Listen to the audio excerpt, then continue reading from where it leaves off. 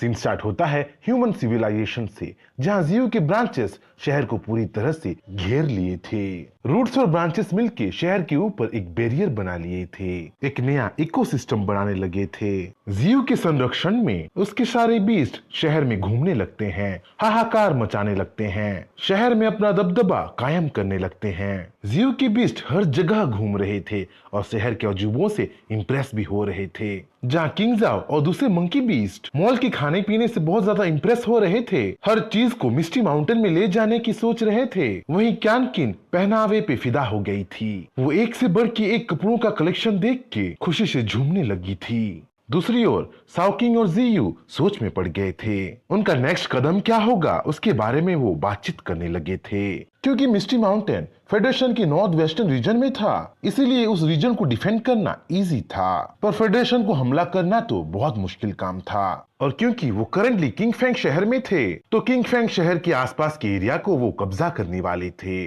किंगफेंग शहर के northern direction के द ग्रेट रिवर बेसिन को और डेजर्ट को वो अपनी एरिया में शामिल करने वाले थे, अपने एरिया को एक्सपैंड करने वाले थे और वहीं रुक के नेगोशिएशन का इंतजार करने वाले थे।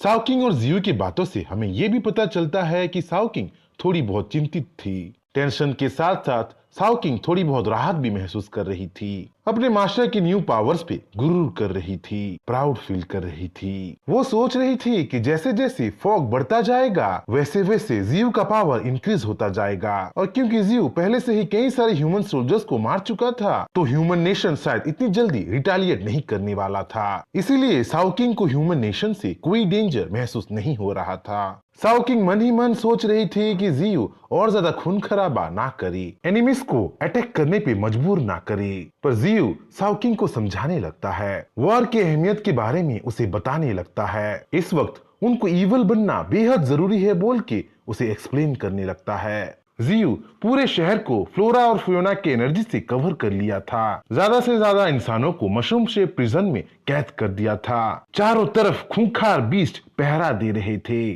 शहर के इकोसिस्टम को ही चेंज कर दिए थे। जियू का कंडीशन साफ तरीकों से सबके सामने वो पेश कर दिया था। वो बस इतना चाहता था कि जो क्रिमिनल मिस्टी माउंटेन में न्यूक्लियर एक्सप्लोजन का जिम्मेदार है वो सबके सामने आए, ह्यूमन नेशन को रिप्रेजेंट करे, और अगर ऐसा ना हो तो 100,000 ह्यूमंस का लाइफ खत्म हो सकता था। जियू उन पे कोई रहम नहीं दिखाने वाला था। देखा जाए तो दोनों तरफ से लॉस ह्यूमंस का ही होने वाला था। अगर ह्यूमंस अपने रिप्रेजेंटेटिव को डीमोनिक ट्री के पास भेज दिए तो रिप्रेजेंटेटिव वही मर सकता था, और अगर ना भेजे तो लाखों लोग मर सकते थे, और लाखों लोगों की मौत का जिम्मेदार फेडरेशन होने वाला था। फेडरेशन तो कुएं और खाई के बीच फंस गया था, और फंसा भी बहुत बुरी तरीके से था। जहां एक तरफ जियो के कंडीशन फेडरेशन तक पहुंच चुके थे, इंसानों की सिविलाइजेशन में खबर आग की तरफ फैल रहे थे, वहीं फेडरेशन एक मीटिंग बिठा चुका था और अपने नेक्स्ट मूव के बारे में सोचने लगा था। मीटिंग में जहां कोई डीमोनिक ट्री के स्ट्रेंथ के बारे में बातचीत कर रहा था, तो दूसरा कोई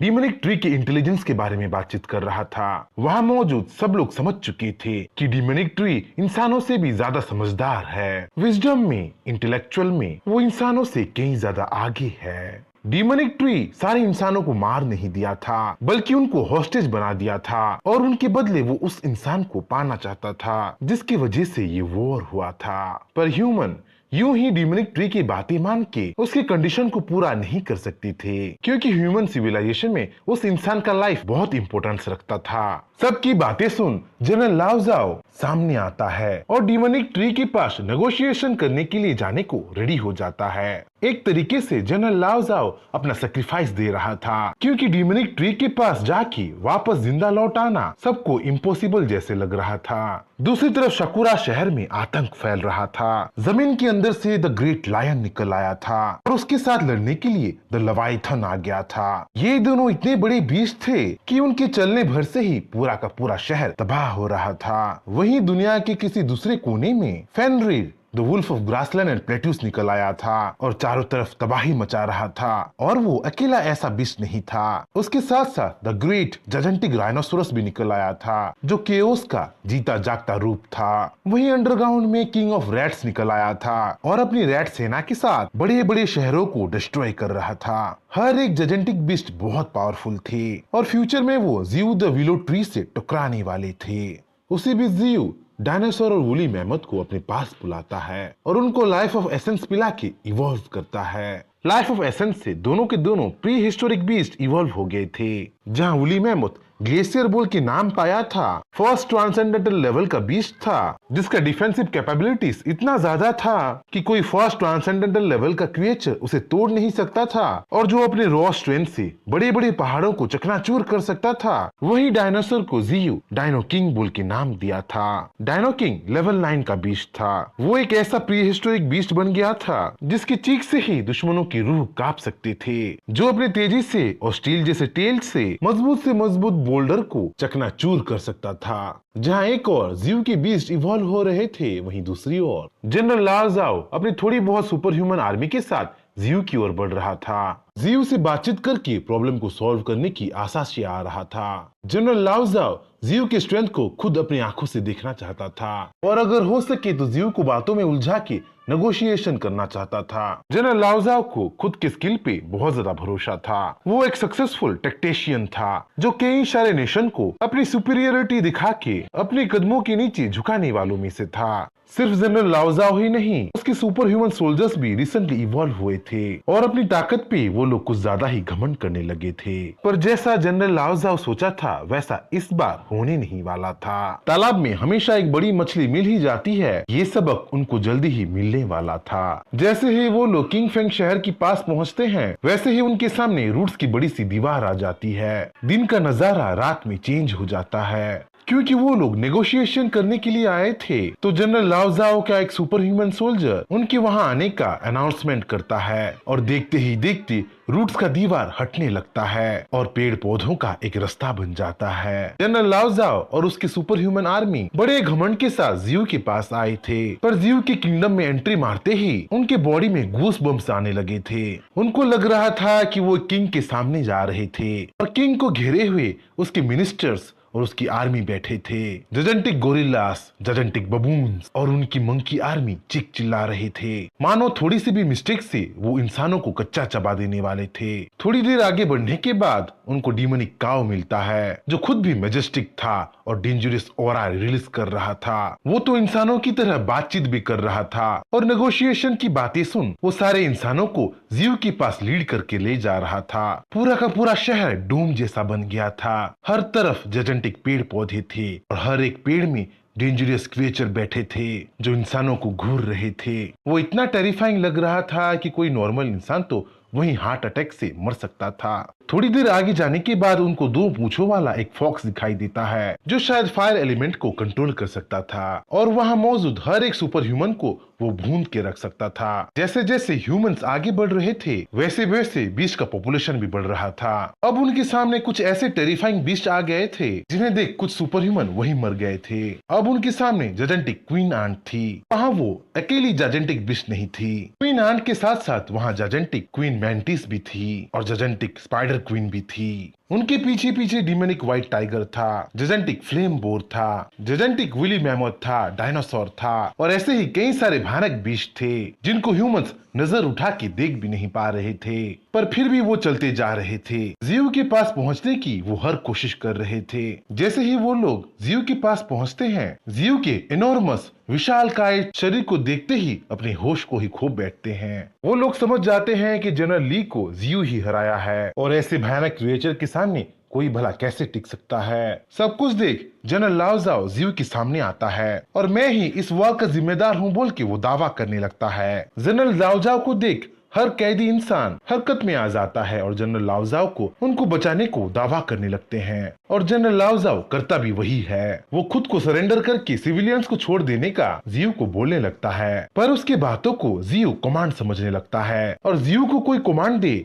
ये उसके बीस्ट कैसे बर्दाश्त कर सकते थे। पूरा का पूरा बीस्ट आर्मी अप्रोर करने लगते हैं, चीखने लगते हैं, चिल्लाने लगते हैं, ऐसी भयानक गर्जन निकालने लगते हैं कि वहाँ ठहरे हर एक इंसान की रूह कांप जाती है। डर के मारे वो सब लोग थर थर कांपने लगते हैं। ह्यूमंस तो ऐसे ही बीस्ट के प्रेजेंस से डर रहे थे, पर सबसे ज्यादा वो डायनासोर के प्रेजेंस से डर रहे थे। डायनासोर तो जनरल लाओ ज़ाओ को ही घूरे जा रहा था। डीमोनिक ट्री ना होता तो वो कब का इंसानों को खा लेता। हालात को देख जनरल लाओ ज़ाओ तुरंत जियू से माफी मांगता है और अपनी मिसअंडरस्टैंडिंग को वो क्लियर करता है। मुझे कोई फर्क नहीं पड़ता कि वॉर तुम्हारी वजह से शुरू हुआ है या किसी और की वजह से शुरू हुआ है। याद रखो इंसान, इस बार तो मैं तुम्हारे लोगों को, तुम्हारे सिविलियंस को छोड़ रहा हूँ, पर अगली बार ऐसा नहीं होगा। ये शहर अब मेरी टेरिटरी में आएगा। ये शहर मेपल सिटी के नाम से जाना जाएगा और अगर कोई इंसान यहाँ गलती से भी आ गया तो वो वहीं मारा जाएगा। जियो अपना फैसला सुना देता है और जियो के डिसीजन से पूरा का पूरा बीस्ट आर्मी गुर्राने लगता है, चीखने लगता है, चिल्लाने लगता है और उनकी आवाज से पूरा का पूरा मेपल सिटी गूंजने लगता है। इंसान तो वहां से चले जाते हैं, पर इंसानों के जाने के बाद जियो मेपल सिटी को जिजेंटिक बबून को सौंप देता है और उसे उस एरिया का गार्डियन बना देता है और खुद अपने बीस्ट आर्मी के साथ वहां से चला जाता है। दूसरी ओर फेडरेशन पे पहुंच के जनरल रावजाव गुस्से से भड़क रहा था। अपनी ऐसी हार से वो बिल्कुल खुश नहीं था, पर उसे दूसरे ऑफिसर समझाने लगते हैं और उसे कुछ गलत करने से रोक लेते हैं। डिमोनिक ट्री के पावर से, डिमोनिक ट्री के मिलिट्री स्ट्रेंथ से इंसान रूबरू हो गए थे। किंगडम ऑफ ट्री के पावर लेवल को देख वो ऐसे ही कुछ नहीं कर सकते थे। एक गलत कदम से पूरा का पूरा नेशन बर्बाद हो सकता था, क्योंकि डिमोनिक ट्री के आर्मी में कोई छोटा मोटा नहीं, विशालकाय जिजेंटिक क्रिएचर्स राज कर रहे थे। इस वक्त उनका दुश्मन सी क्रिएचर्स थे जो समंदर से निकल के कोस्टल सिटीज पे तबाही मचा रहे थे। और अगर ऐसे समय पे डिमोनिक ट्री शांति प्रस्ताव दे रहा है तो इंसानों के लिए ये फायदे का सौदा ही है। सबके सब इम्पोर्टेंट ऑफिसर मीटिंग में बैठ बातचीत करने लगते हैं और जियो के शांति प्रस्ताव को कुछ समय के लिए मान लेते हैं। मेरे प्यारे व्यूअर्स, जैसे कि मैंने पिछले वीडियो में बताया था, मैं कुछ दिनों से टूर पे था, इसलिए वीडियो अपलोड नहीं कर पा रहा था। आई होप यू अंडरस्टैंड। पर आप लोगों से एक रिक्वेस्ट है, हमारे एक दोस्त लूसीफर का फिर से एक चैनल डिलीट हो गया है, इसलिए आप लोग उसके न्यू चैनल को सब्सक्राइब कर सकते हैं और उसके न्यू चैनल का लिंक डिस्क्रिप्शन में दिया गया है। सपोर्ट करने के लिए बहुत बहुत थैंक यू। Bye bye.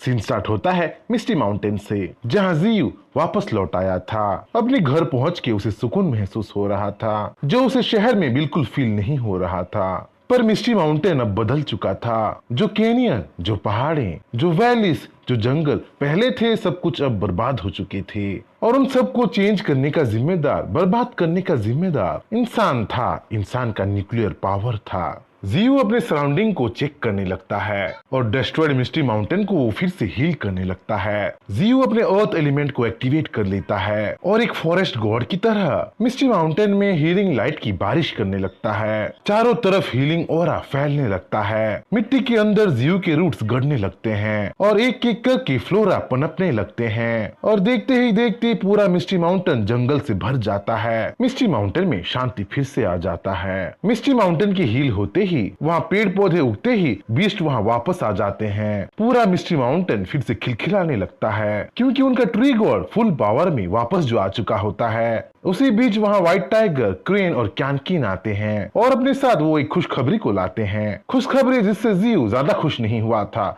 बल्कि और ज्यादा कंफ्यूज हो गया था। खबर में कैनकिन बताती है कि व्हाइट टाइगर और क्रेन बोलना सीख चुके हैं और वो जियो के सामने डेमो भी देते हैं, जो बहुत भयानक था। जहाँ व्हाइट टाइगर बोल रहा था कि जाओ माशा को ढूंढो, सब लोग मरने वाले हैं, वहीं व्हाइट क्रेन मैं किसी को भी उसके पास जाने नहीं दूंगा बोल के बड़बड़ा रहा था और इन दोनों की बातें सुन जियो का सर चकरा रहा था। यहाँ हमें पता चलता है कि व्हाइट टाइगर और क्रेन यही बातों को सीखे थे और दोनों के दोनों अपने बेवकूफ होने का निशानी दे रहे थे। व्हाइट टाइगर तो पहले से ही अपनी नादानियों के लिए जाना जाता था और अब उसके साथ व्हाइट क्रेन भी जुड़ चुका था। जैसा संगत वैसा ही कैरेक्टर बनता है मुहावरे का ये जीता जागता एग्जाम्पल था। बीच से ध्यान हटा के जियो अपने स्किल्स और स्टेटस को देखने लगता है। जियो के बहुत सारे स्किल्स अपग्रेड हुए थे, जैसे कि उसके हेलोसेनिजेनिक स्किल फैंटेसी वर्ल्ड में इवॉल्व हो गए थे और उसके विलो विंड ब्लेड्स भी अब लेवल 3 में पहुंच चुके थे, जो बड़े से बड़े पहाड़ को भी काट के रख सकते थे। जियो का स्पिरिचुअल फील्ड भी लेवल 3 में पहुंच चुका था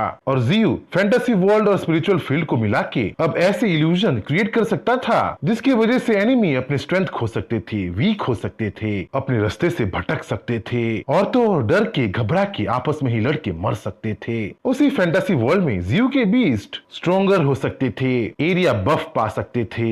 मेपल सिटी को ऑक्युपाई करने से जियो को और एक फायदा हुआ था, उसे लाइटनिंग स्पिरिचुअल स्टोन और आइस स्पिरिचुअल स्टोन मिल गया था। जियो को अंडरग्राउंड केव से कॉन्टिन्यूअस अर्थ स्पिरिचुअल स्टोन मिल रहे थे और पांडा से उसे फायर स्पिरिचुअल स्टोन मिल गए थे। अब जियो के पास 4 एलिमेंटल स्पिरिचुअल स्टोन कलेक्ट हो गए थे, जिनसे वो एलिमेंटल प्रॉपर्टीज एक्सट्रैक्ट करने वाला था, अपने अंदर अब्सॉर्ब करने वाला था। जल्द ही रिवर बीस्ट और सी बीस्ट मिस्टी माउंटेन की तरफ भी आने वाले थे और उनके आने से पहले जियो को फुल्ली प्रिपेयर होना बेहद जरूरी था, क्योंकि उनकी पावर लेवल का जियो को अंदाजा भी नहीं था। जियो को और ज्यादा स्ट्रॉन्गर बनना था, अपने बीस्ट को और ज्यादा इवॉल्व करना था और उसके लिए उसे ज्यादा से ज्यादा स्पिरिचुअल स्टोन कलेक्ट करना था। जियो का नेक्स्ट टारगेट अब राया माउंटेन था। राया माउंटेन जो नॉर्दर्न एरिया में लोकेटेड था, जहाँ पे पांडा रहता था, और वहां तक जाने के लिए जियो को पहले आसपास के माउंटेन को कैप्चर करना था। नॉर्दर्न रीजन में सिर्फ राया माउंटेन ही अकेला अननोन जगह नहीं था।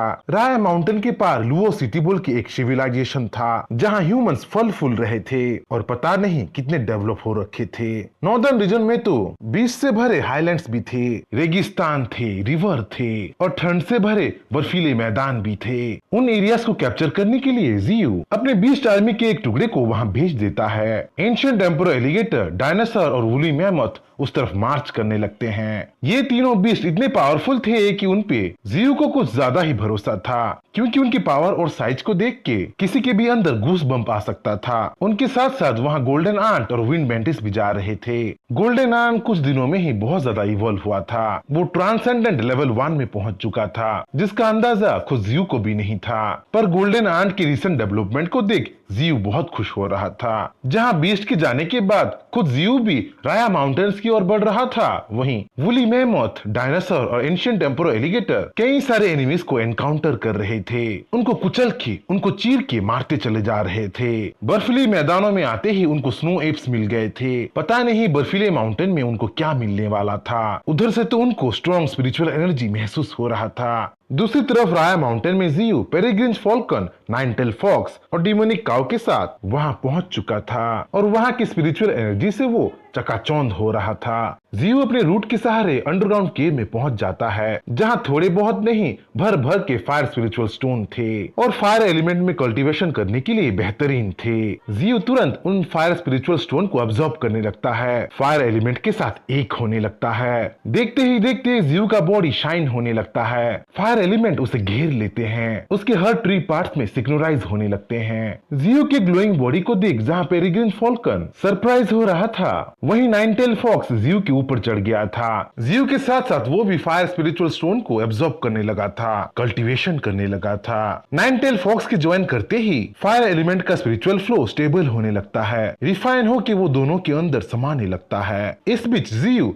10,000 इवोल्यूशन पॉइंट्स खर्च करके अपने ब्रांचेस को लेवल 4 में इवॉल्व कर देता है और वो सारे ब्रांचेस को नहीं, बस एक ही ब्रांच को इवॉल्व कर पाता है। जितना जियो इवॉल्व हो रहा था, उतने ही ज्यादा जियो के इवोल्यूशन पॉइंट्स खर्च हो रहे थे। जियो के पास तो अब 100 ब्रांचेस थे, जिनमें से सिर्फ एक ही इवॉल्व हुआ था और 99 अब भी बाकी थे।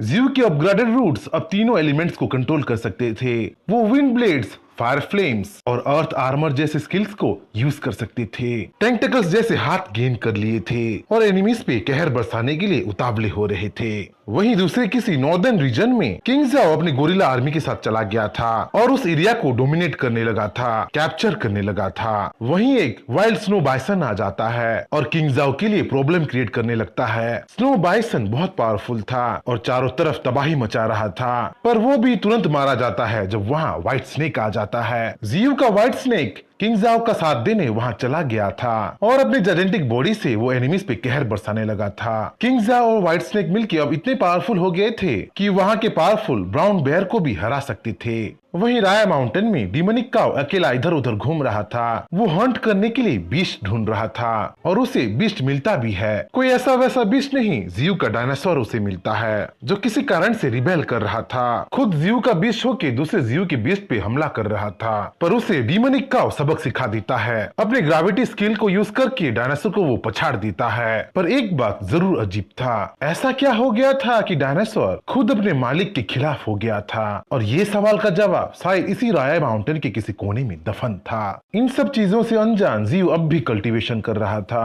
और nine tail fox spiritual stone को प्यूरिफाई कर रहा था।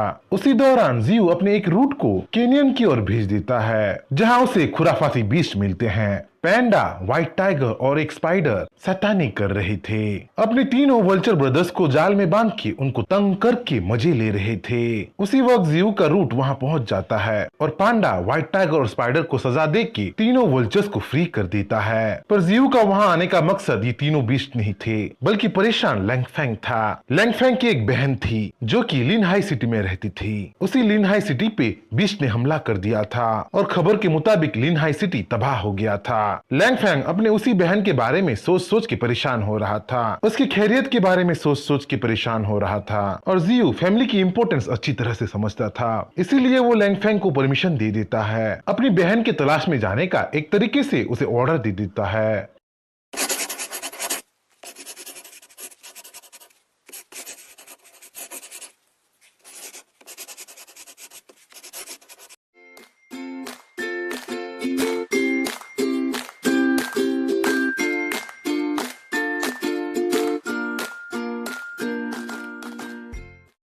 हेलो व्यूअर्स, सॉरी कि मैं बहुत दिनों के बाद आज वीडियो डाल रहा हूं, क्योंकि मेरा रोड एक्सीडेंट हुआ था तो उसकी वजह से सीरियस इंजरीज भी हुआ था। अभी थोड़ा बहुत हील तो हो चुका हूं, पर सर का घाव अब भी बहुत बाकी है। 13-14 स्टिचेस जो लगे हैं, इसीलिए शायद ये वीडियो ऊंची आवाज में ना बन सके। I hope you understand. Scene start होता है उसी केनियन से जहां जियो लैंगफेंग से मिलने आया था। लैंगफेंग की बहन शहर में कहीं पे थी और क्योंकि शहर में अभी बीस्ट हमला कर रहे थे, इंसान और बीस्ट आपस में जंग छेड़ चुके थे, तो लैंगफेंग अपनी बहन के बारे में बहुत चिंता कर रहा था। अपनी बहन के बारे में सोच सोच के वो परेशान हो रहा था और ये बात जियो अच्छी तरह से समझ चुका था। इसीलिए जियो लैंगफेंग को परमिशन दे देता है, शहर में जाके अपनी बहन को ढूंढने का एक तरीके से वो कमांड दे देता है। और अगर केनियन में वापस आने का मन ना लगे तो शहर में रह के जियो के लिए इंसानों की दुनिया को एक्सप्लोरेशन करने का एजेंट बनने का जियो लैंगफेंग को एक प्रपोजल दे देता है। मन ही मन लैंगफेंग यही चाहता था और जियो के मुंह से ये प्रपोजल सुन के वो बेहद खुश हो गया था। इसीलिए जैसे ही वो परमिशन पाता है, शैडो बन के वहाँ से वो चला जाता है। अपनी बहन को शहर के गलियों में ढूंढने के लिए वो निकल पड़ता है। यूं तो लैंगफेंग भी बहुत स्ट्रॉन्ग था, पर फिर भी उसके बारे में सोचते हुए जियो लैंगफेंग का ख्याल रखने के लिए किंग जाओ को उसके पीछे भेज देता है और खुद लैंगफेंग की नेस्टिंग एरिया की ओर बढ़ने लगता है। लैंगफेंग का नेस्टिंग एरिया घर से ज्यादा एक नर्सरी था, जिसमें हर एक बीस्ट का नर्सिंग किया जाता था, उनका ख्याल रखा जाता था। और उस वक्त भी नर्सरी में बहुत सारे बीस्ट थे, लैंगफेंग के संरक्षण में बढ़ रहे थे। पिछला बैटल, पिछला न्यूक्लियर एक्सप्लोजन और पिछला स्पिरिचुअल टाइड बहुत सारे बीस्ट को म्यूटेट कर दिया था। यूं तो नेचुरली वो सारे बीस्ट मारे जाते, पर लैंगफेंग के संरक्षण में उसके नर्सरी में वो सारे बीस्ट धीरे धीरे ग्रो हो रहे थे, म्यूटेशन के साथ अपने आप को ढाल के धीरे धीरे इवॉल्व हो रहे थे। फ्यूचर में शायद वो सारे बीस्ट इंपॉर्टेंट रोल निभाने वाले थे। सीन शिफ्ट होता है ली हाई शहर में, जहां लैंगफेंग अपनी बहन को ढूंढते ढूंढते पहुंच गया था। ली हाई सिटी अब रूइंस में तब्दील हो चुका था, पूरा शहर तबाह हो गया था। जहां लैंगफेंग डेस्परेट होके टूटे फूटे बिल्डिंग को हटा के अपनी बहन को ढूंढने की कोशिश कर रहा था, वहीं किंग जाओ लैंगफेंग को समझाने लगता है पूरे एरिया में कोई भी जिंदा चीज नहीं है बोल के किंग जाओ लैंगफेंग को दिलासा देने लगता है। ली हाई शहर का मास डिस्ट्रक्शन हुआ था और ये डिस्ट्रक्शन कोई बीस्ट नहीं किया था, बल्कि ह्यूमंस ने खुद किया था। न्यूक्लियर एक्सप्लोजन से ये धमाका किया था, क्योंकि ली हाई शहर की तरफ आते वक्त किंग जा और लैंगफेंग को कोई बीस्ट हॉर्ड नहीं दिखा था, तो दोनों का शक कंफर्म हो जाता है। मास डिस्ट्रक्शन के पीछे खुद इंसान है बोल के वो समझ जाते हैं। लैंगफेंग और किंग जाओ ये भी जानते थे कि ट्री गॉड उनको ह्यूमैनिटी से भड़काना नहीं चाहता था। इंसान हो कि इंसानों को नफरत करो बोल के ट्री गॉड किंग जाओ और लैंगफेंग को कभी मजबूर भी नहीं किया था। पर जो ह्यूमैनिटी इंसानों को बचा के रखना चाहिए था, इंसानों को प्रोटेक्शन देना चाहिए था, वही ह्यूमैनिटी आज लैंगफेंग के बहन को मार दिया था। और इसका बदला लेने के लिए लैंगफेंग अंदर ही अंदर जलने लगता है। जिस बीस्ट आर्मी को लैंगफेंग आज तक दिल से ज्वाइन नहीं किया था, उस बीस्ट आर्मी को लैंगफेंग बदला लेने की उम्मीद से ज्वाइन कर देता है। बदले की चिंगारी को अपने दिल में वो जला देता है। दूसरी तरफ सीन शिफ्ट होता है एक अनजान शहर में, जहाँ पे लैंगफेंग की बहन जिंदा थी और अपने ट्रेनर से बातचीत कर रही थी। दोनों की बातचीत से हमें ये पता चलता है कि लैंगफेंग की बहन अब मिलिट्री ऑर्गेनाइजेशन को ज्वाइन कर ली थी। वो स्पिरिचुअल टाइड की वजह से अवेकन हो गई थी, अनोखे स्किल्स को अपने अंदर डेवलप करने लगी थी और इसीलिए मिलिट्री ऑर्गेनाइजेशन उसे रिक्रूट कर लिए थे, उसे ट्रेन करने लगे थे। दोनों की बातचीत से हमें ये भी पता चलता है कि लैंगफेंग की बहन अपने भाई को भूली नहीं थी। वो यही सोच रही थी कि उसका भाई एक अननोन जगह पे कल्टीवेशन करने के लिए गया है और स्ट्रोंगर बन के वापिस आने वाला है। सीन शिफ्ट होता है कैनियन में, जहाँ किंगजाओ और लैंगफेंग वापिस आ गए थे। लैंगफेंग को देख जितना खुश जियू हुआ था, उससे डबल खुश लैंगफेंग के पालतू बीस्ट हो गए थे। उनके लिए तो लैंगफेंग ही उनका पिता था। टाइम के साथ सबका जबरदस्त बॉन्डिंग जो हुआ था। लैंगफेंग सब कुछ कन्फेस करता है और ऑफिशियली वो जियू को फॉलो करने लगता है। जियू की बीस्ट आर्मी का एक मेंबर बन जाता है, जियू का शैडो बन जाता है। यूं तो जियू धीरे धीरे स्ट्रोंगर बन रहा था। फायर स्पिरिचुअल स्टोन को ऑब्जर्व करके और अर्थ स्पिरिचुअल स्टोन को ऑब्जर्व करके जियू अपने ब्रांचेस को अर्थ और फायर एलिमेंट से इम्ब्यून कर लिया था। और अगर वो सक्सेसफुली आइस एलिमेंट और लाइटनिंग एलिमेंट को काबू कर लिया, उन स्पिरिचुअल स्टोन को सक्सेसफुली ऑब्जर्व कर लिया, तो वो 4 एलिमेंट का लॉर्ड बन सकता था। 2 मिलियन स्पिरिचुअल पावर से वो 5 मिलियन स्पिरिचुअल पावर में एंटर कर सकता था। और अगर ऐसा हो जाए तो वो इंसानों की उम्मीद से वो कहीं ज्यादा पावरफुल हो सकता था। वहीं दूसरी तरफ नॉर्दर्न रीजन में मस्क ऑक्स उभर के आया था। मस्क ऑक्स एक ऐसा क्रिएचर था, ऐसा बेस्ट था जो नॉर्दर्न स्नोई हाईलैंड्स पे रूल करने लगा था। अपने दूसरे मस्क ऑक्स ब्रदर्स के साथ स्नोई हाईलैंड्स को कब्जा करने की पूरी कोशिश कर रहा था, पर जियू उसके प्लान को फेल कर देता है। अपनी बीस्ट आर्मी वहां भेज के स्नोई आइलैंड्स के क्रिएचर्स को दबाने लगता है और मस्क ऑक्स के साथ जंग छेड़ देता है। जहाँ demonic cow, golden monkey, dinosaur और वूली मैमथ मस्क ऑक्स को एक एक करके पछाड़ रहे थे, वहीं बर्निंग वाइल्ड बोर और विंड वुल्फ भी पीछे नहीं थे। वो धीरे धीरे मस्क ऑक्स और स्नोई हाईलैंड के दूसरे क्रिएचर्स से भिड़ने लगे थे। स्नोई लेपर्ड जैसे डेंजरस बीस्ट से टकराने लगे थे।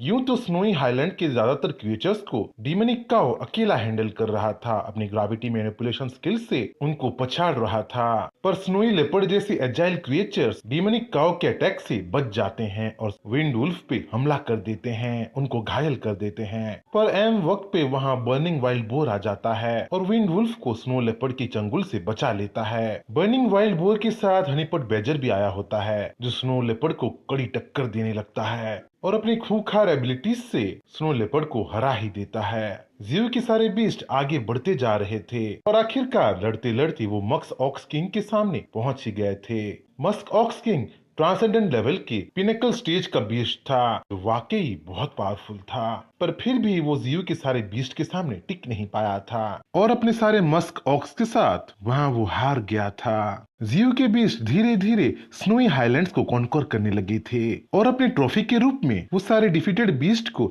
जियो के पास लेके गए थे।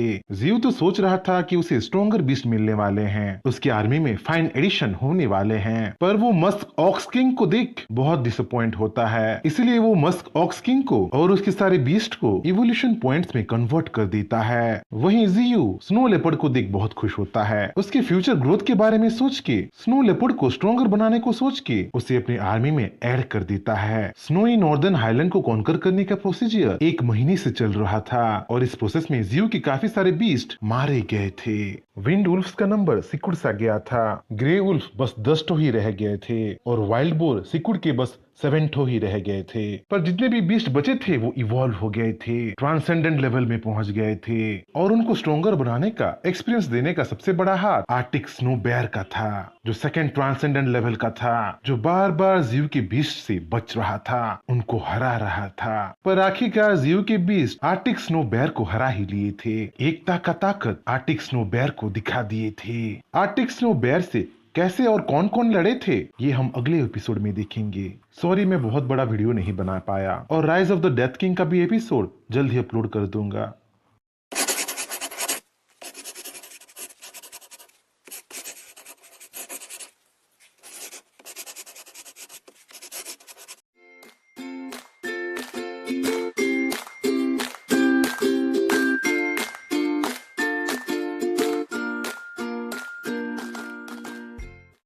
सीन स्टार्ट होता है मिस्टी माउंटेन के कैनियन से, जहां साओ किंग जियू को एक खबर भेजी थी।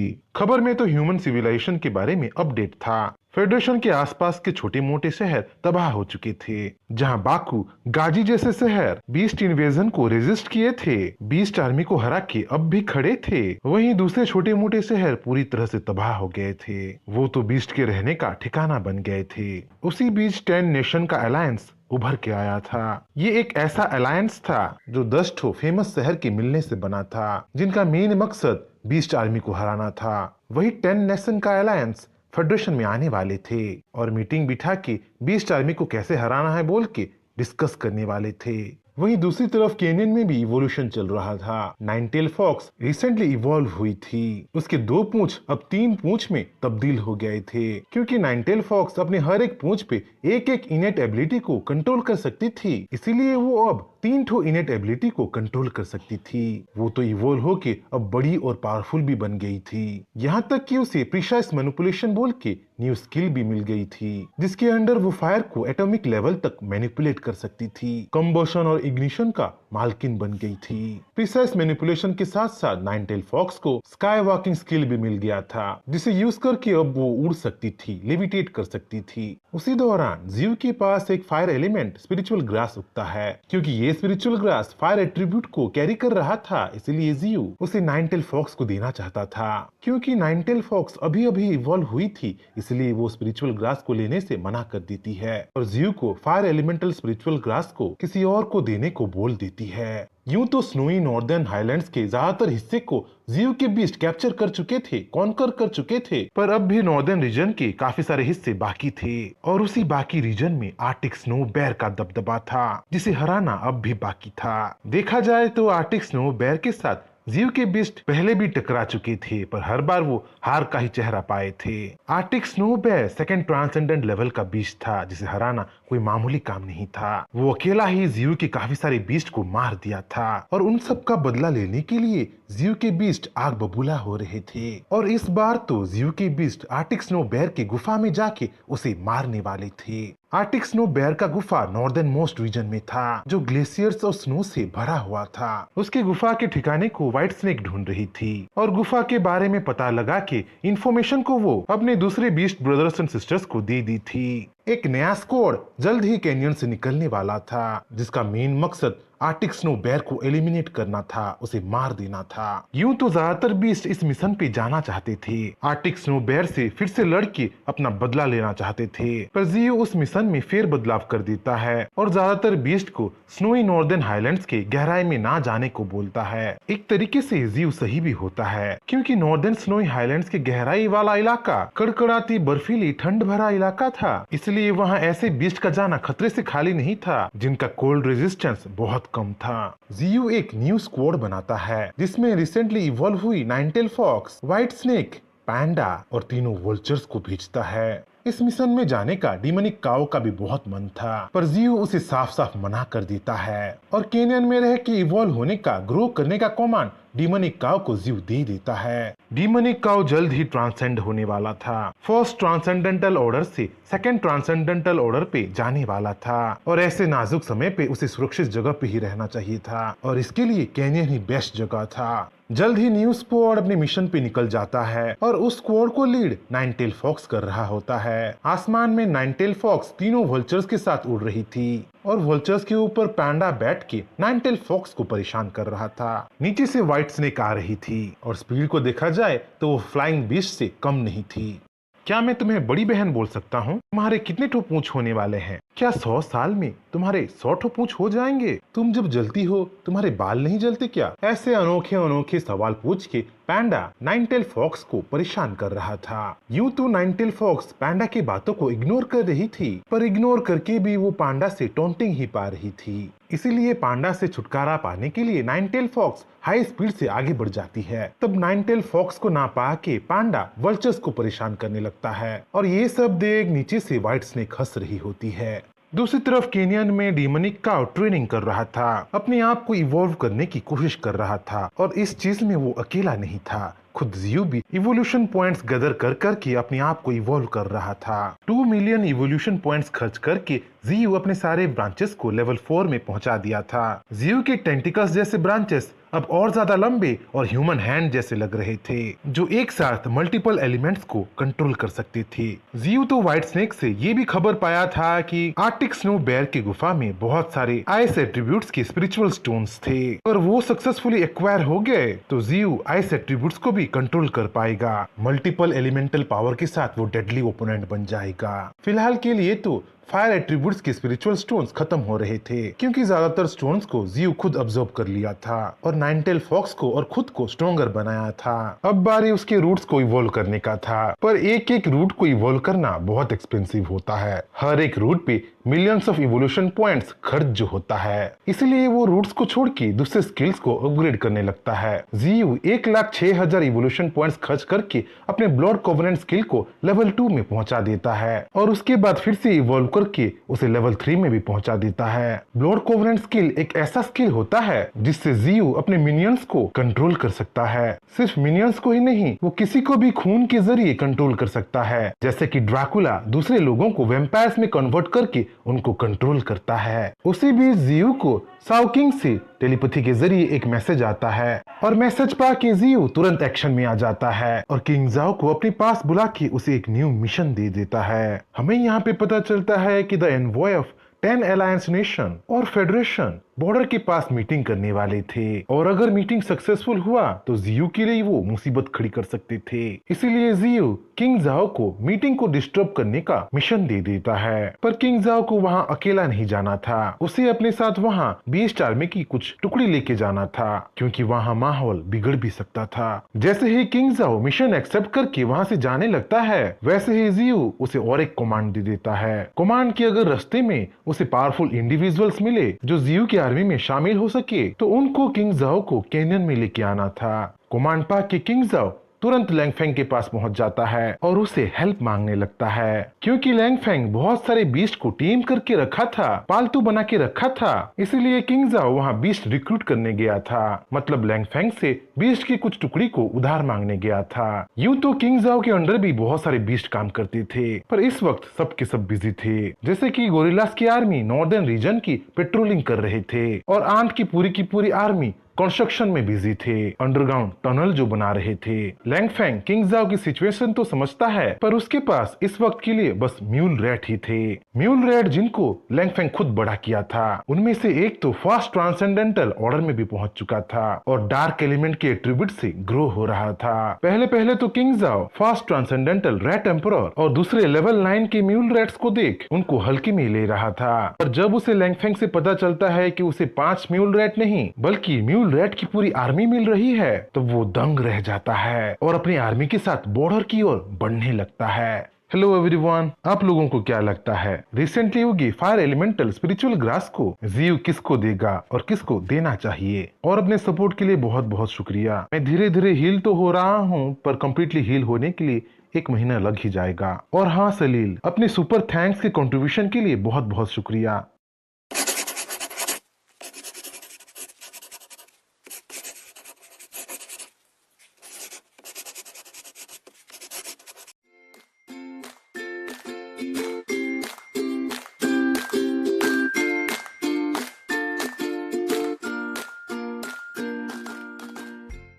सीन स्टार्ट होता है स्नोई नॉर्दर्न हाईलैंड से, बर्फीली गुफाओं से, जहां जियू के बीस्ट और आर्टिक स्नो बेयर आमने सामने थे, आपस में भिड़ने के लिए तैयार हो बैठे थे। पिछली बैटल से आर्टिक स्नो बेयर और ज्यादा पावरफुल हो गया था, उसका ऑरा ही नहीं उसका साइज भी बढ़ गया था, यहाँ तक कि उसका घाव भी पूरी तरह से हील हो चुका था। यूं तो आर्टिक स्नो बेयर से जियू के सारे बीस्ट मिलकर लड़ने वाले थे, पर बैटल फील्ड में ही प्लान चेंज हो गया था। आर्टिक स्नो बेयर से लड़ने पांडा सामने आ चुका था और दूसरे बीस्ट को दखल ना देने को बोलने लगा था। पांडा ने बहुत ट्रेनिंग किया होता है, फायर एलिमेंट के स्पिरिचुअल स्टोन्स को ऑब्जर्व करके भी वो कभी आलस नहीं किया होता है, और उस ट्रेनिंग का रिजल्ट दिखाने का टाइम अब आ चुका था। जैसे ही आर्टिक स्नो बेयर पांडा पे हमला करता है, वैसे ही पांडा जोरदार एक पंच मार के आर्टिक स्नो बेयर को दूर गिरा देता है। टकरार ऐसा हुआ कि सारे बीस्ट का मुंह खुला का खुला रह गया और उस टकरार की इम्पैक्ट से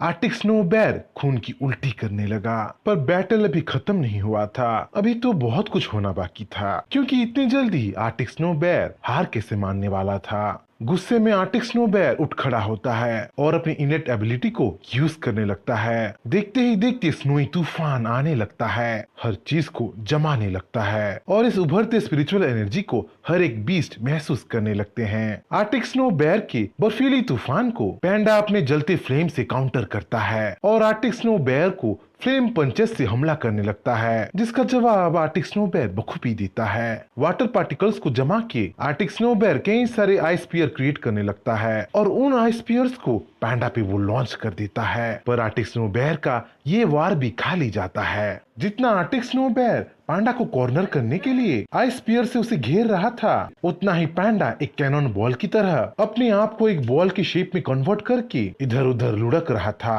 और लुढ़कते लुढ़कते हर एक कोने से डॉज बॉल की तरह आर्टिक स्नो बेयर को हमला पे हमला कर रहा था, जिसे काउंटर करने का आर्टिक स्नो बेयर के पास कोई उपाय नहीं था। पर एक चीज जरूर था, गुस्से में आर्टिक स्नो बेयर और ज्यादा पावरफुल हो रहा था, उसका स्पिरिचुअल लेवल धीरे धीरे और ज्यादा बढ़ रहा था और ये बात व्हाइट स्नेक बखूबी जान ली थी। वो तो पांडा को वार्न भी करना चाहती थी, पर लड़ाई के बीचों बीच उसके बातों को कौन सुनने वाला था, क्योंकि दोनों बीस्ट के टकरार की वजह से तो पूरा इन्वायरमेंट ही गूंज रहा था। गुस्से में आके आर्टिक स्नो बेयर अपना ट्रम्प कार्ड खेल लेता है, जोरदार ग्लेशियर अटैक करके पैंडा को वहीं जमा लेता है। जहाँ ये सब देख दूसरे बीस्ट पैंडा के लिए चिंता करने लगे थे, वहीं नाइन टेल फॉक्स किसी भी बीस्ट को उस एरिया में जाने नहीं देती, क्योंकि उसे तो फटने वाले ज्वालामुखी का आभास पहले से ही लग गई थी और होता भी ऐसा ही है। ग्लेशियर को तोड़ते हुए पिघलाते हुए पैंडा जलते हुए बाहर आता है और आर्टिक स्नो बेयर को टॉन्ट करते हुए उसके आर पार हो जाता है और आर्टिक स्नो बेयर को वहीं खत्म कर देता है। कम से कम पांडा तो वही सोच रहा था और अपनी जीत का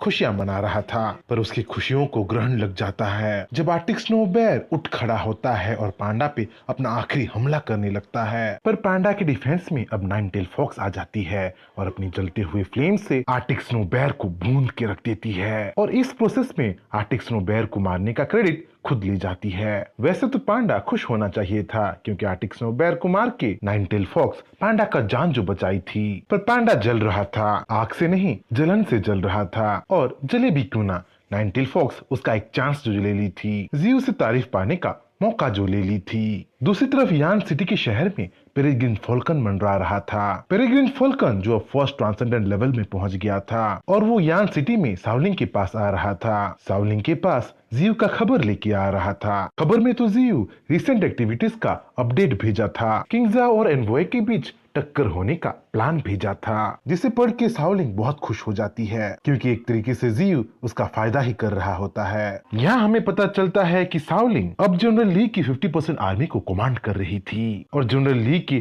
40% आर्मी को युआन हू कमांड कर रहा था। ये वही युआन हू है जो आने वाले एनवॉय की सिक्योरिटी का इंचार्ज था। अगर किस्मत से वो किंगजाओ से मारा जाए तो जनरल ली का पूरा आर्मी सावलिंग के अंडर आ सकता था। इन सब के बारे में सावलिंग सोच ही रही थी कि उसके पास एक वेम्पायर आती है। ये वेम्पायर ड्राकुला की तरह ही एक सुपर ह्यूमन थी। वो ड्राकुला जितनी पावरफुल तो नहीं थी, फिर भी एक कमांडिंग रैंक पे जरूर थी, पर फिलहाल वो सावलिंग के अंडर ही काम कर रही थी। वेम्पायर आके सावलिंग को बताती है कि उसे मिलने ली हाओ आया है। ली हाओ वही सुपर ह्यूमन है जो एक टाइम पे सावलिंग को चैलेंज किया था और सावलिंग की फ्लेम बटरफ्लाई से हार का सामना किया था। क्योंकि सावलिंग ली हाओ से मिलना नहीं चाहती थी, इसीलिए कल्टीवेशन का बहाना करके वो वेम्पायर को उससे छुटकारा पाने को बोल देती है। यहाँ पे हमें ये भी पता चलता है कि वेम्पायर और सावलिंग मिलके कुछ खिचड़ी पका रहे थे, स्कीमिंग कर रहे थे। वेम्पायर जल्द ही नेटल ब्लड एसेंस में महारत पाने वाली थी। नेटल ब्लड एसेंस एक ऐसा स्किल था जिससे वो किसी को भी कंट्रोल कर सकती थी और वेम्पायर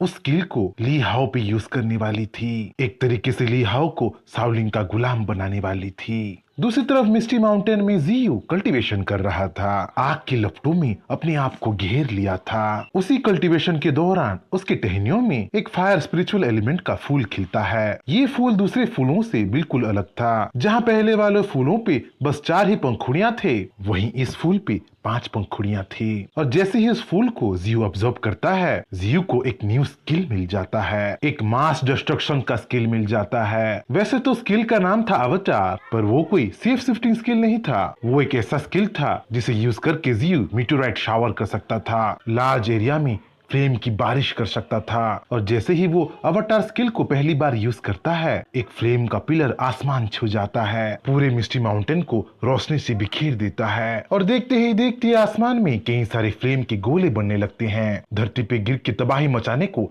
तैयार होने लगते हैं। वैसे तो जियू बस अपने 20% पावर को यूज किया था, पर इस डिस्ट्रक्टिव पावर को देख जियू के सारे बीच समझ चुके थे कि जियू अब और भी ज्यादा पावरफुल हो गया है। एलिमेंटल पावर के साथ वो ग्रो हो रहा है। जियू अपने न्यू डिस्ट्रक्टिव पावर को डीएक्टिवेट कर ही रहा था। विलो ब्लेड से फ्लेम को बुझा ही रहा था कि उसे वल्चर्स दिखने लगते हैं। वल्चर्स जो तेजी से जियू की तरफ आ रहे थे और अपने पंजों में वो आर्टिक स्नो बेयर को उठा के लेके आ रहे थे। वल्चर्स के साथ डिस्पैच्ड हुए दूसरे बीस्ट भी आ रहे थे और अपने मिशन को वो कंप्लीट करके आ रहे थे। जियू आर्टिक स्नो बेयर को टेम करना चाहता था, उसे अपने अंडर रखना चाहता था, पर नाइनटेल फॉक्स का कुछ अलग ही नजरिया था। वो जियू को क्लैरिफाई कर देती है कि ये arctic snow bear rebellious nature का है, मतलब वो किसी से टेम होने वालों में से नहीं है और होता भी वैसा ही है। जैसे ही आर्टिक स्नो बेयर को जियू हील करता है, वैसे ही आर्टिक स्नो बेयर जियू पे झपट पड़ता है और जियू से डेथ ब्लो पाके वही मर जाता है।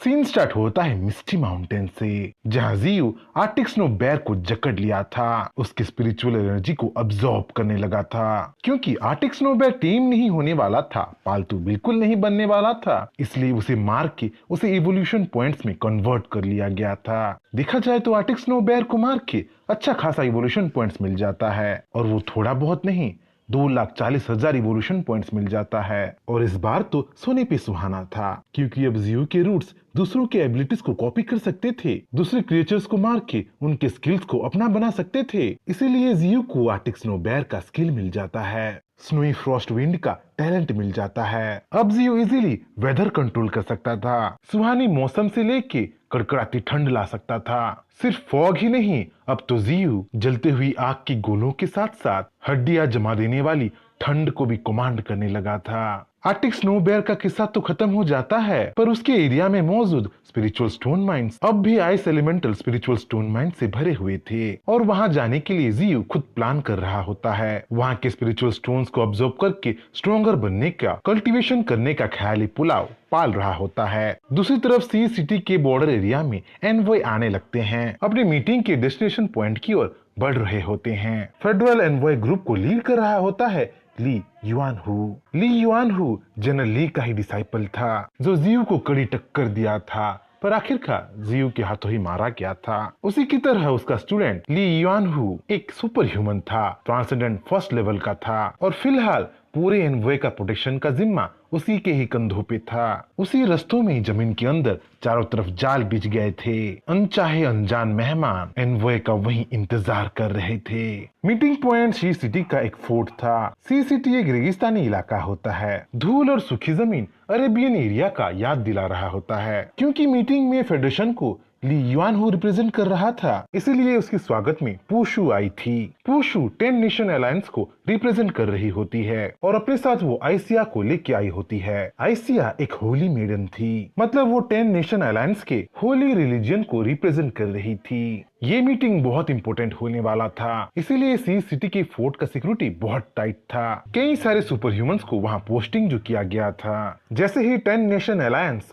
और फेडरेशन आपस में मिलते हैं, सी सिटी के फोर्ट में भूकंप आने लगता है। पूरा फोर्ट जमीन के अंदर दह जाता है, और सारे के सारे सुपर ह्यूमंस को जमीन मुंह खोल के निगल लेता है। ली यान हु, पूशु, आयशिया दूसरे सुपर ह्यूमंस को बचाने की कोशिश तो करते हैं, पर वो भी भूकंप की चपेट में आ जाते हैं और जमीन के अंदर दह जाते हैं। जमीन के अंदर उन सब का इंतजार किंग जाओ कर रहा था और अपने साथ वो इंसानों का सबसे बड़ा डर को लेके आया था, रैट आर्मी को लेके आया था। जैसे ही ह्यूमंस अंडरग्राउंड पिट में गिरते हैं, रैट आर्मी उन पे टूट पड़ती है। लेवल 9-10 के सुपर ह्यूमंस रैट आर्मी के सामने टिक नहीं पाते।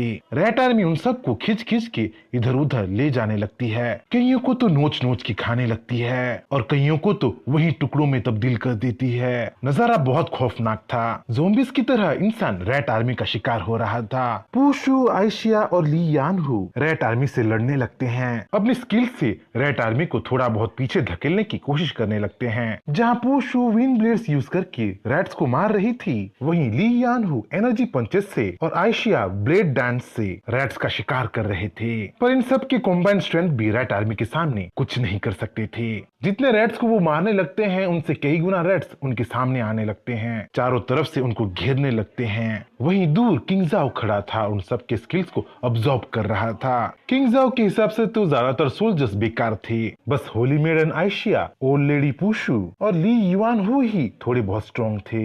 जहाँ पूशु इस अंडरग्राउंड पिट के बारे में सोच रही थी, रैट से लड़ लड़ के बाहर कैसे जाऊंगी बोल के सोच रही थी, तभी अचानक उसके सामने किंग जाओ आ जाता है और अपने सैंड मैनिपुलेशन स्किल से सैंड स्पीयर्स को पूशु के आर पार कर देता है। वहीं रैट एम्परर ली युआनहू के सामने आ जाता है। रैट एम्परर बहुत स्ट्रॉन्ग था क्योंकि वो फर्स्ट ट्रांसेंडेंटल लेवल में जो था। देखा जाए तो ली युआनहू भी फर्स्ट ट्रांसेंडेंट लेवल में था, पर वो रैट एम्परर के सामने टिक नहीं पा रहा था। उसके हर पंजों के अटैक से, उसके हर दांतों के अटैक से ली युआनहू घायल हो रहा था, दूर जा गिर रहा था। देख के तो लग रहा था कि कोई बिल्ली चूहे से खेल रहा था, पर इस सिचुएशन में रैट बिल्ली बना था और इंसान चूहा बना था। ली यानहू और पूशु को घायल देख होली मेडन आयशिया अपने सारे होप खो देती है और किंग जाओ और रैट आर्मी के सामने सरेंडर कर देती है और ऐसे ही अलायंस को डिस्टर्ब करने का प्लान सक्सेसफुल हो जाता है। सीन शिफ्ट होता है मिस्टी माउंटेन में, जहाँ किंग जाओ अपना मिशन कंप्लीट करके जियो के पास लौट आया था और अपने साथ वो कुछ कैदियों को भी लेके आया था। किंग जाओ आयशिया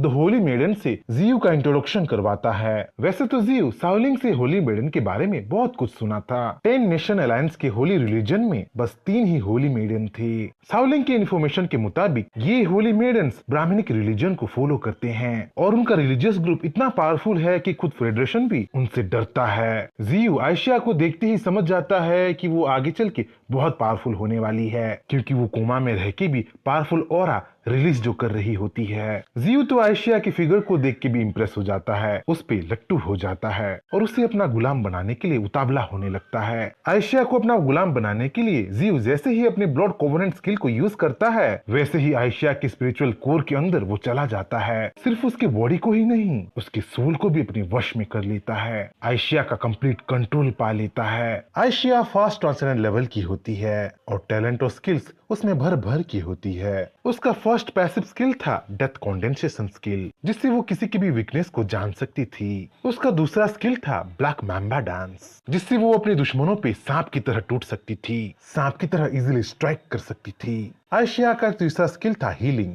मतलब वो अपने आप को और अपने एलाइज को हील कर सकती थी, उनको रिकवर कर सकती थी। ये स्किल जियो के लिए बहुत काम में आने वाला था। जियो के बीस्ट आर्मी को बैटलफील्ड में हील करने के लिए आखिरकार कोई मिल ही गया था। आयशिया का चौथा स्किल था स्नेक वॉक। ये भी एक तरीके का पैसिव स्किल था, जिससे आयशिया के मूवमेंट को कोई प्रिडिक्ट नहीं कर सकता था। आयशिया का पांचवा स्किल था स्नेक बाइट, जिससे वो किसी की भी डिफेंस को चीर के रख सकती थी। आयशिया का लास्ट स्किल था ब्लड कोवेनेंट स्किल। ये वो जियो से ही इनहेरिट की थी जब वो उसकी गुलाम बन गई थी। क्योंकि ब्लड कोवेनेंट स्किल का एक्चुअल मास्टर जियो था, इसीलिए आयशिया की हंटिंग से जियो टेम्पोररीली इवोल्यूशन पॉइंट्स गेन कर सकता था। मतलब बिना कुछ किए भी आयशिया की हंटिंग से वो फायदे में रहने वाला था। इन रिटर्न आयशिया भी जियो के थोड़े बहुत स्किल बोरो कर सकती थी। जियो आयशिया की ये सब स्किल देख के बहुत खुश हो जाता है और आयशिया की स्किल्स को परखने के लिए, ब्लड कोवेनेंट स्किल को परखने के लिए जियो आयशिया को हंटिंग करने के लिए भेज देता है। हेलो व्यूअर्स, मेरे ज्यादातर घाव तो अभी ठीक हो गए हैं, इसीलिए वीडियोस आजकल बना पाऊंगा। वैसे आप लोगों से कुछ पूछा था, क्योंकि मैं बहुत दिनों तक बेड रेस्ट में था, इसलिए मेरे डेथ किंग का सीरीज अब दूसरे यूट्यूबर्स अपलोड कर रहे हैं, इसलिए सोच रहा हूँ इस सीरीज को ड्रॉप कर दूं, क्योंकि अब उस सीरीज को अगर अपलोड करूं भी तो ज्यादातर व्यू आएंगे ही नहीं। प्लीज मुझे कुछ न्यू सीरीज सजेस्ट करो और कमेंट में बोलना कि जियो के टॉप 5 पावरफुल बीस्ट कौन है। Bye bye.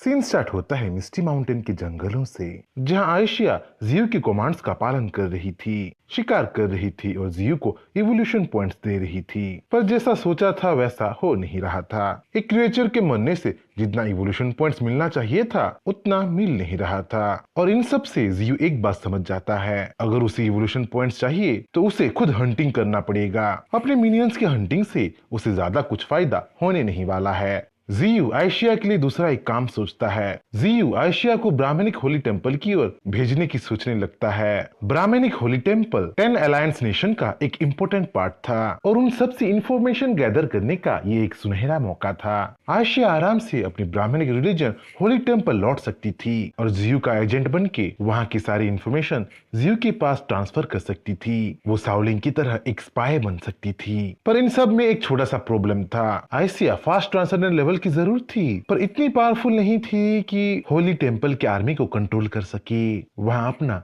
दबदबा बना सके। आयशिया को और ज्यादा स्ट्रोंगर बनाना बेहद जरूरी था और स्ट्रोंगर कैसे बनाया जाए जियो ये अच्छी तरह से जानता था। जियो आयशिया को फायर स्पिरिचुअल एलिमेंट का एक फूल देता है। ये वही फूल था जो नाइन टेल फॉक्स लेने से मना कर दिया था। इस फायर एलिमेंटल स्पिरिचुअल फूल को खा के आयशिया स्ट्रोंगर बन सकती थी, ग्रो हो सकती थी। और अगर आयशिया इस स्पिरिचुअल फूल की पावर को ऑब्जर्व ना कर पाए, अपने आप को ढाल ना पाए, तो मर भी सकती थी। पर रिस्क तो लेना ही था। बिना मेहनत के कहाँ कभी किसी को कुछ मिलने वाला था। जैसे ही आयशिया उस फायर स्पिरिचुअल एलिमेंटल फूल को खाती है, उसकी पावर को ऑब्जर्व करती है, वैसे ही एक फायर पिलर आसमान को छू जाता है और देखते ही देखते आयशिया और ज्यादा स्ट्रॉन्गर बन जाती है और कुछ न्यू स्किल्स गेन कर लेती है। अब आयशिया फायर को भी मैनिपुलेट कर सकती थी, फायर को कंट्रोल कर सकती थी। जियो आयशिया की ये डेवलपमेंट से बहुत खुश होता है। अगर ऐसा ही चलता रहा तो जल्द ही आयशिया सेकेंड ट्रांसेंडेंटल लेवल में पहुंच जाएगी, जियो की आर्मी को और ज्यादा पावरफुल बनाएगी।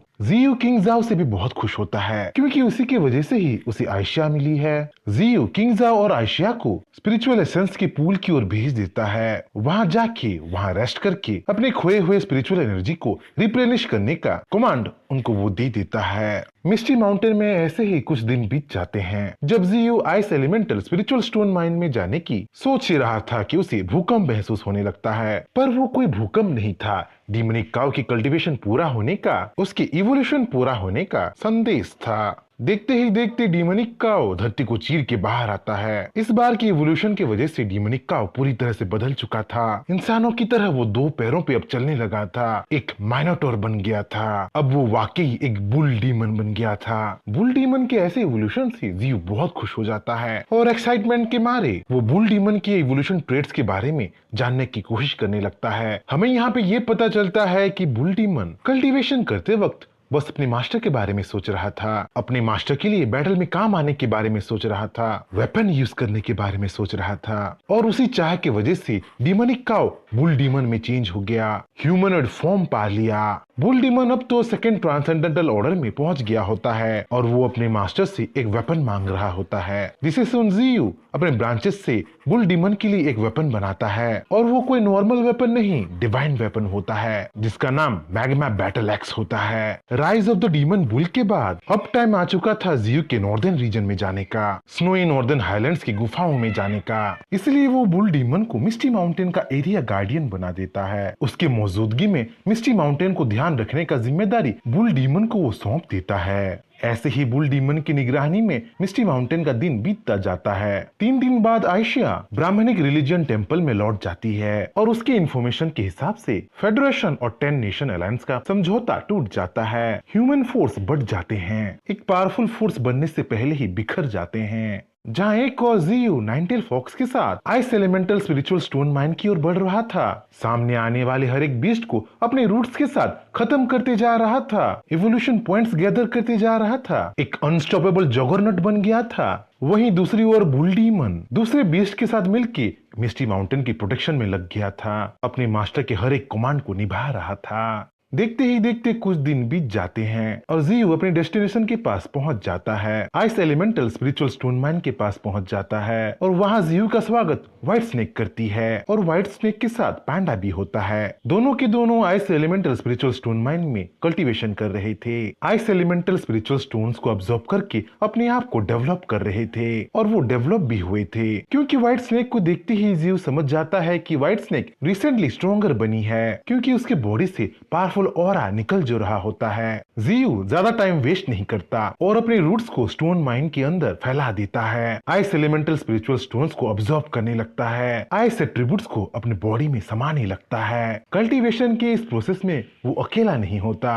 अपने फायर एट्रीब्यूट्स के ब्रांचेस में वो नाइनटेल फॉक्स को कल्टीवेशन करने के लिए बोल देता है और आइस एट्रीब्यूट्स के ब्रांचेस में वो व्हाइट स्नेक और पैंडा को कल्टीवेशन करने के लिए बोल देता है। मतलब चारों के चारों कल्टीवेशन करने लगते हैं और ज्यादा पावरफुल होने के प्रोसेस में लग पड़ते हैं। इस प्रोसेस में दिन बीतते जाते हैं और बर्फीली तूफान की वजह से आसपास के कोस्टल एरिया जम जाते हैं और उसी जमे हुए समंदर में जीव के रूट्स हंटिंग कर रहे होते हैं, मछलियों और दूसरे सी बीस्ट का शिकार कर रहे होते हैं। लगातार कल्टीवेशन की वजह से जीव का स्पिरिचुअल वैल्यू 5.5 मिलियन तक पहुंच चुका होता है। वो धीरे धीरे पावरफुल जो हो रहा होता है और तो और वो कोस्टल एरिया में शिकार करके 4.5 मिलियन इवोल्यूशन पॉइंट्स भी जमा कर चुका होता है। जीव कोस्टल एरिया में जरूर शिकार कर रहा था, पर अपने रूट्स को वो समंदर की गहराई में कभी नहीं लिया था, क्योंकि समंदर की गहराई में अनचाहा खतरा मंडरा जो रहा था। क्योंकि काफी सारे इवोल्यूशन पॉइंट्स जमा हो चुके थे, इसीलिए जीव अपने शाखा रूट्स को 3 लाख इवोल्यूशन पॉइंट्स खर्च करके इवॉल्व करता है, अपने शाखा रूट्स को भी स्ट्रॉन्गर बनाने लगता है। यूं तो जीव के मेन रूट्स भी बहुत पावरफुल बन चुके थे और अब तो उसकी शाखा रूट्स भी लाइन में आ चुके थे।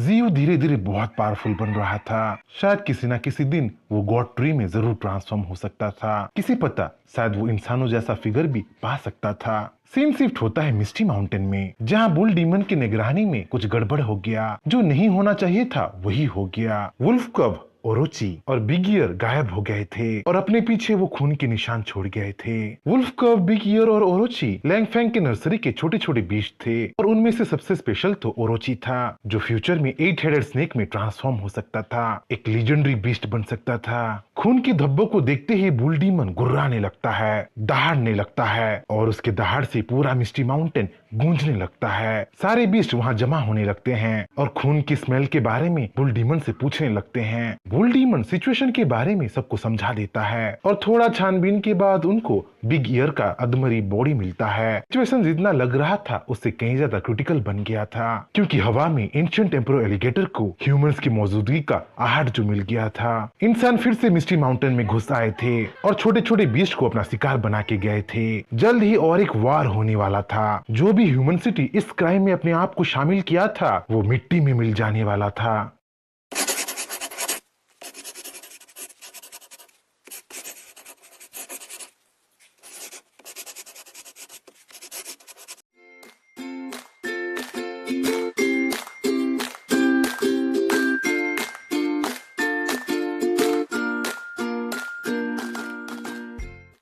सीन स्टार्ट होता है मिस्टी माउंटेन से, जहां ट्रबल आ गया था, मुसीबत आ गया था। बुल डीमन की नाक के नीचे से इंसान आके छोटे छोटे बीस्ट को किडनैप कर लिए थे। शायद इंसान उन बीस्ट की अहमियत को समझ लिए थे और उनको अपना टेस्ट सब्जेक्ट बना के उनको फ्यूचर में यूज करने वाले थे। मिस्टी माउंटेन में चारों तरफ खौफ का माहौल छा जाता है। जो एक काम उनको उनके मास्टर ने दिया था, उस काम में वो लोग फेल जो हुए होते हैं। हमें यहाँ पे ये भी पता चलता है कि उन तीनों बीस्ट को जीव बहुत ज्यादा पसंद करता था। यहाँ लापरवाही बस बुल डीमन का नहीं था, सारे के सारे बीस्ट का था। पर लैंग फेंग अपने आप को दोषी मानने लगता है, क्योंकि उसी ने ही उन छोटे छोटे बीस्ट को नर्सरी से बाहर निकाल के खेलने कूदने को आजादी दे दिया था, बुल डीमन के संरक्षण में छोड़ दिया था।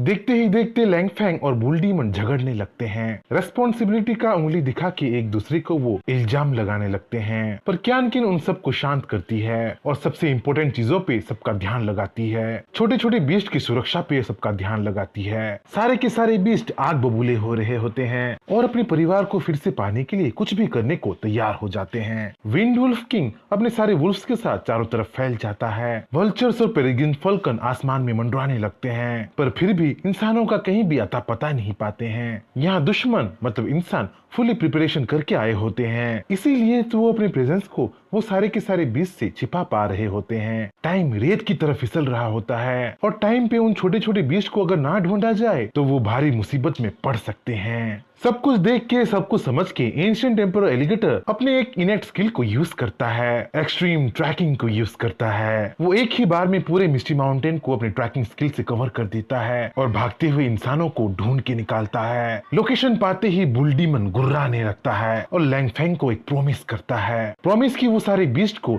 मिस्टी माउंटेन में सुरक्षित लेके आएगा और जरूरत पड़ी तो अपनी जान को भी कुर्बान कर देगा। सीन शिफ्ट होता है इंसानों के पास, जो कुछ बीस्ट को चुरा के जंगल से भाग रहे होते हैं। वो एक्चुअली मर्सिनरीज होते हैं जो पैसे लेके ऐसे घिनौने काम करते हैं। इस बार उनको ओरोची बोल के बीस्ट को लाने का सुपारी मिला था। ओरोची फिलहाल के लिए तो 3 हेडेड स्नेक था, पर फ्यूचर में वो 8 सरों वाला स्नेक बन सकता था, इंसानों का हथियार बन सकता था। हमें यहाँ पे ये पता चलता है कि वो मर्सिनरीज सकुरा कंट्री की ओर जा रहे थे, पर वो सन सिटी होके सकुरा कंट्री जाने वाले थे। मतलब वो सन सिटी को बेकार ही इस झमेले में खींचने वाले थे। सन सिटी और बीस्ट आर्मी के बीच लड़ाई क्रिएट करने वाले थे। सन सिटी उन 10 सिटीज में से एक था जो तबाही के बाद अपने आप को रीबिल्ड किया था। सन सिटी को लेवल 2 के ट्रांसेंडेंटल एक्सपर्ट्स गार्ड कर रहे थे और सन सिटी की मिलिट्री स्ट्रेंथ भी 30,000 के आसपास थे। हमें यहाँ पे लुई शेंग के भी बारे में पता चलता है, जो सकुरा कंट्री से फेडरेशन आया होता है और वही अपने मास्टर के कमांड से मर्सिनरीज को ये सब करने के लिए सुपारी दिया होता है। मर्सिनरीज की बातों से हमें ये भी पता चलता है कि वो मिस्टी माउंटेन से डिसअपॉइंट हुए थे। जितना पावरफुल बीस्ट वहाँ पे मिलेगा बोल के वो सुने थे, उतने पावरफुल बीस्ट मिस्टी माउंटेन में उनको मिले नहीं थे। पर आते समय उनको गूस बम्प्स जरूर हो रहा था। लग रहा था जैसे अचानक जंगल के अंदर से पावरफुल बीस्ट उभर के आया था। उनको कहाँ पता था कि वो मधुमक्खी के छत्ते पे पत्थर मार दिए हैं, सोते हुए ड्रैगन्स को जगा दिए हैं। पर जल्द ही उन सबको ये सब पता चलने वाला था। उनकी होशो आवाज उड़ने जो वाला था। जैसे ही सन सिटी की ओर मर्सिनरीज बढ़ रहे होते हैं, उनको भूकंप महसूस होने लगता है। धरती कांपने लगती है और आसमान पंछियों की परछाई से काली पड़ जाती है। और इन सब के साथ मिस्टी माउंटेन के जंगल से बीस्ट आर्मी के साथ बुल डीमन बाहर आता है। सन सिटी में अलर्ट जारी हो जाता है। वार्निंग सिग्नल जोर जोर से बजने लगता है। फेज 1 का इमरजेंसी डिक्लेयर हो जाता है। आर्मर्ड व्हीकल्स बाहर आ जाते हैं। ईस्ट वेस्ट नॉर्थ साउथ हर एक मिलिट्री डिस्ट्रिक्ट से आर्टिलरीज और टैंक्स आने लगते हैं। सुपर ह्यूमंस डिफेंस में लग जाते हैं। ग्रेट वॉल की हर एक कोने में सुपर ह्यूमन सोल्जर्स बैठ के अपना निशाना बीस्ट आर्मी की ओर करने लगते हैं। सन सिटी को गार्ड कर रहा था नाई युआन। नाई युआन सेकंड ट्रांसेंड लेवल का सुपर ह्यूमन था और वो सकुरा कंट्री की प्लान से वाकिफ भी था। और उस प्लान से नाई युआन को कोई प्रॉब्लम नहीं था, क्योंकि अगर उनका मिशन सक्सेसफुल हो गया, 8 हेडेड स्नेक का पावर उनको अगर मिल गया, तो पूरे ह्यूमैनिटी के लिए ये अच्छी खबर था। नाई युआन डीमोनिक ट्री के बारे में सुन रखा था और उसके डिस्ट्रक्टिव पावर से वो बेखबर नहीं था। पर अगर डीमोनिक ट्री को छोड़ दिया जाए तो दूसरे बीस्ट को हरा पाऊंगा बोल के नाई युआन को कुछ ज्यादा ही घमंड था। पर उसका घमंड चूर चूर हो जाता है जैसे ही वो अपने सामने एक डीमन को देखता है, एक राक्षस को देखता है। जिन भयानक बीस्ट के बारे में वो कहानियों में सुना था, ऐसा ही एक खतरनाक बीस्ट अब उसके सामने था, जो इंसानों की तरह जरूर दिख रहा था, पर वो इंसान नहीं था। एक माइनोटोर था, एक बुल डीमन था। बुल डीमन गुर्राने लगता है और उन छोटे छोटे बीस्ट को उनके हवाले करने को वो ऑर्डर देने लगता है। पर जैसे ही नाई युआन भोला भाला बनने का नाटक करता है, वैसे ही बुल डीमन गुस्से से बौखला जाता है और अपने एक ही बैटल एक्स के वार से नाई युआन को 200 मीटर दूर फेंक देता है। वार इतना ज्यादा पावरफुल था कि उसके इम्पैक्ट से धरती में दरार पड़ गया था और नाई युआन खून की उल्टी करने लगा था। ये सीन देख सन सिटी के सोल्जर्स को विश्वास नहीं हो रहा था। जो कमांडर उनका सेकंड ट्रांसेंड लेवल का था, था जो पूरे सन सिटी के डिफेंस को लीड कर रहा था, वही नाई युआन माइनोटोर के एक ही अटैक से इतना दूर गिर गया था। पर अभी उनका सरप्राइज खत्म नहीं हुआ था, अब तो और भी बहुत कुछ आना बाकी था। अगर ऐसा ही रहा तो पूरा शहर मिट्टी में मिल जाएगा, बोल के बुल डीमन बैटल को शुरू कर देता है और देखते ही देखते जंगल के अंदर से जजंटिक खूंखार बीस्ट सामने आ जाते हैं। और वो कोई नॉर्मल बीस्ट नहीं होते, ऐसे खौफनाक बीस्ट होते हैं कि अपनी मौजूदगी से ही चारों तरफ फियर क्रिएट कर रहे होते हैं, डर का माहौल क्रिएट कर रहे होते हैं। नाई युआन उनको देखते ही समझ गया था कि इनसे लड़के जीतना नामुमकिन था, इसीलिए वो बातचीत से प्रॉब्लम का हल निकालने की कोशिश करता है। पर बुल डीमन तो रेज में था, गुस्से में था, वो नाई युआन की बातें कहाँ सुनने वाला था। नाई युआन बार बार समझौते की बात करने लगता है, बीस्ट आर्मी और इंसानों के बीच शांति प्रस्ताव हुआ है बोल के वो बुल डीमन को समझाने लगता है। पर तभी दूर किसी बिल्डिंग से विंड वुल्फ पे कोई स्नाइपिंग कर देता है और ऐसे ही जंग की शुरुआत वो कर देता है। स्नाइपर का कुछ अलग ही मकसद था, शायद वो जंग ही चाहता था और वो अपने मकसद में सक्सेसफुल भी हो गया था, क्योंकि अब बुल डीमन खुलेआम बैटल को शुरू जो कर दिया था। नाई युआन चीखने लगता है, चिल्लाने लगता है, मेरे आदमियों ने फायर नहीं किया है बोल के वो बुल डीमन को समझाने लगता है। पर अभी बहुत देर हो गया होता है। बीस्ट आर्मी फुल फोर्स में सन सिटी की दीवार की ओर मार्च करने लगते हैं। वल्चर्स आसमान में छा जाते हैं और फिनिक्स चिड़िया की तरह अपने आप को आग की लपटों में घेर लेते हैं और देखते ही देखते ग्रेट वॉल पे ठहरे सोल्जर्स पे आग के गोले बरसने लगते हैं। ये कोई नॉर्मल आग के गोले नहीं थे, ये तो वल्चर्स के मीटेओराइट क्विल थे जो लैंड होते ही एक्सप्लोड होने वाले थे। सोल्जर्स जलती हुई अंगारों से अपने आप को संभाले ही थे कि बुल डीमन के कमांड पे पेरेग्रिन्स फॉल्कन्स आ जाते हैं और अपनी जोरदार स्पीड से ग्रेट वॉल को चकनाचूर कर देते हैं।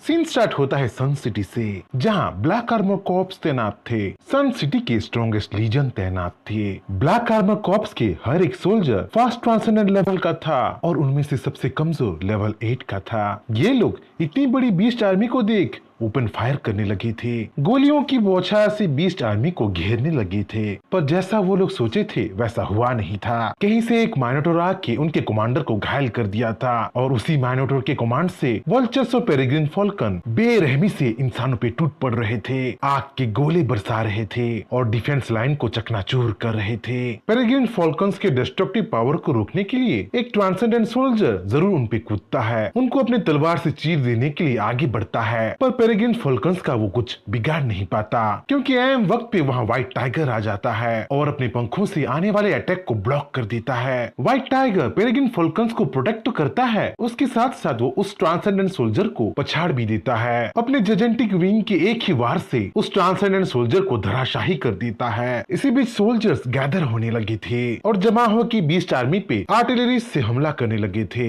गोलियों की बौछार फिर से शुरू कर दिए थे, पर अचानक अपने अटैक को वो रोक लेते हैं और किसी और चीज पे अपना ध्यान केंद्रित करने लगते हैं। कोई चीज उनके पास अचानक आ गया था और एक एक करके उनको कच्चा चबाने लगा था। बीस्ट आर्मी से डायनासोर कूद के इंसानों के पास चला गया था। दीवार पे चल चल के इंसानों को वो ग्रास करने लगा था, खाने लगा था। एक टायरानोसोरस रेक्स से वो लोग अपने आप को संभाल ही रहे थे कि वहाँ हनीपॉट बैजर आ जाता है और अपनी नुकीली पंजों से इंसानों को वो घायल कर देता है। हनीपॉट बैजर को रोकने के लिए, उससे टक्कर लेने के लिए दो सुपर ह्यूमंस अपने तलवार के साथ जरूर वहाँ आते हैं, पर हनीपॉट बैजर से वहाँ इलेक्ट्रिक शॉक खा के वही धराशाही हो जाते हैं। हनीपॉट बैजर इवॉल्व होते होते हंटिंग करते करते अब बहुत पावरफुल हो गया था। अपने इलेक्ट्रीफाइंग स्पीड से और अपने थंडरबोल्ट के शॉक से वो किसी को भी चुटकियों में मार सकता था। वैसे तो गोल्डन मंकी भी पीछे नहीं था, अपने डंडे से मार मार के वो सुपर ह्यूमंस को बेहाल कर रहा था। Wind wolfs, giant spider, giant ants सब बैटलफील्ड में आ गए थे और उनके पैरों के नीचे इंसान कुचले जा रहे थे। अब बीस्ट की आर्मी को रोकने के लिए हेवी आर्मरिस लाया जाता है, पर उन हेवी आर्मरिस को को लॉन्च करने से पहले ही वल्चर्स के द्वारा उनको तबाह कर दिया जाता है। अचानक बैटलफील्ड में जायंटिक स्नेक्स आने लगते हैं और इंसानों को एक एक करके निगलने लगते हैं। ऐसे हॉरिफाइंग सीन देख के नाई युआन दंग रह गया था। उसी के सामने ही उसके यूनिट बीस्ट के द्वारा खाया जो जा रहा था। नाई युआन तभी बुल डीमन के गर्जन से उसके दहाड़ से होश में आता है। बुल डीमन को देख नाई युआन गुस्से से बौखला जाता है और अपनी एनर्जी स्वॉर्ड से बुल डीमन पे हमला कर देता है। पर उस स्वॉर्ड को नाई युआन के स्वॉर्ड को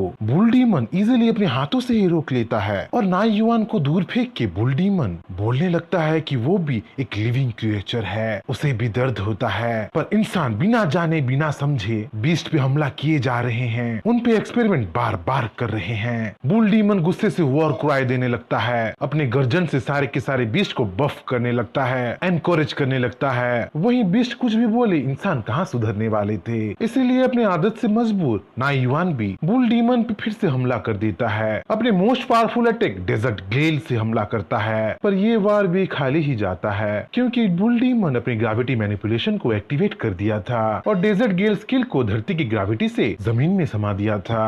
अब बारी बुल डीमन की हमला करने का था और उसके एक ही बैटल एक्स के वार से नाई युआन का मेरिडियन टूट के बिखर गया था। ऐसे वार के बाद वो जिंदा था, वही उसके लिए बहुत बड़ी बात था। वहीं सन सिटी के अंदर हंगामा हो रहा था, पकड़ा पकड़ी का खेल चल रहा था। पर ये पकड़ा पकड़ी बीस्ट और ह्यूमंस के बीच नहीं, फेडरेशन और सकुरा कंट्री के बीच चल रहा था, जहां लुई शैंग को ओरोची मिल गया था, फ्यूचर का 8 हेडेड स्नेक मिल गया था और वो ओरोची को वो सकुरा कंट्री जल्दी से जल्दी पहुंचाना चाहता था। वहीं फेडरेशन अपना टांग बीच में अड़ाने लगा था क्योंकि ओरोची जैसे स्नेक को वो खुद लेना जो चाहता था। लुई शियांग पहले से ही जानता था कि फेडरेशन ऐसा कुछ जरूर करने वाला है, इसीलिए वो फुल प्रिपेयर होके आया था, अपने साथियों को साथ लेके आया था और उसके साथियों में एल्डर यंग होंग भी थे जो कल्टीवेशन में महारत पा रहे थे। फेडरेशन और सकुरा सिटी आपस में जूझने ही वाले थे कि वहाँ एक एक्सप्लोजन हो जाता है, चारों तरफ धुआं धुआं हो जाता है, धुएं के अंदर से जड़ें निकलने लगते हैं और एक एक करके इंसानों को वो खींच के लेके जाने लगते हैं। कुछ को तो पेड़ की टहनियां वही मार देते हैं। ऐसे नजारे से सब लोग शॉक में आ गए थे और उनके शॉक को और ज्यादा बढ़ाते हुए धुएं के अंदर से क्यानकिन बाहर आती है और अपने लहराते हुए वाइन से इंसानों को फिर से जकड़ने लगती है। वहीं किंग जाओ और गोल्डन आंट भी पहुंच गया था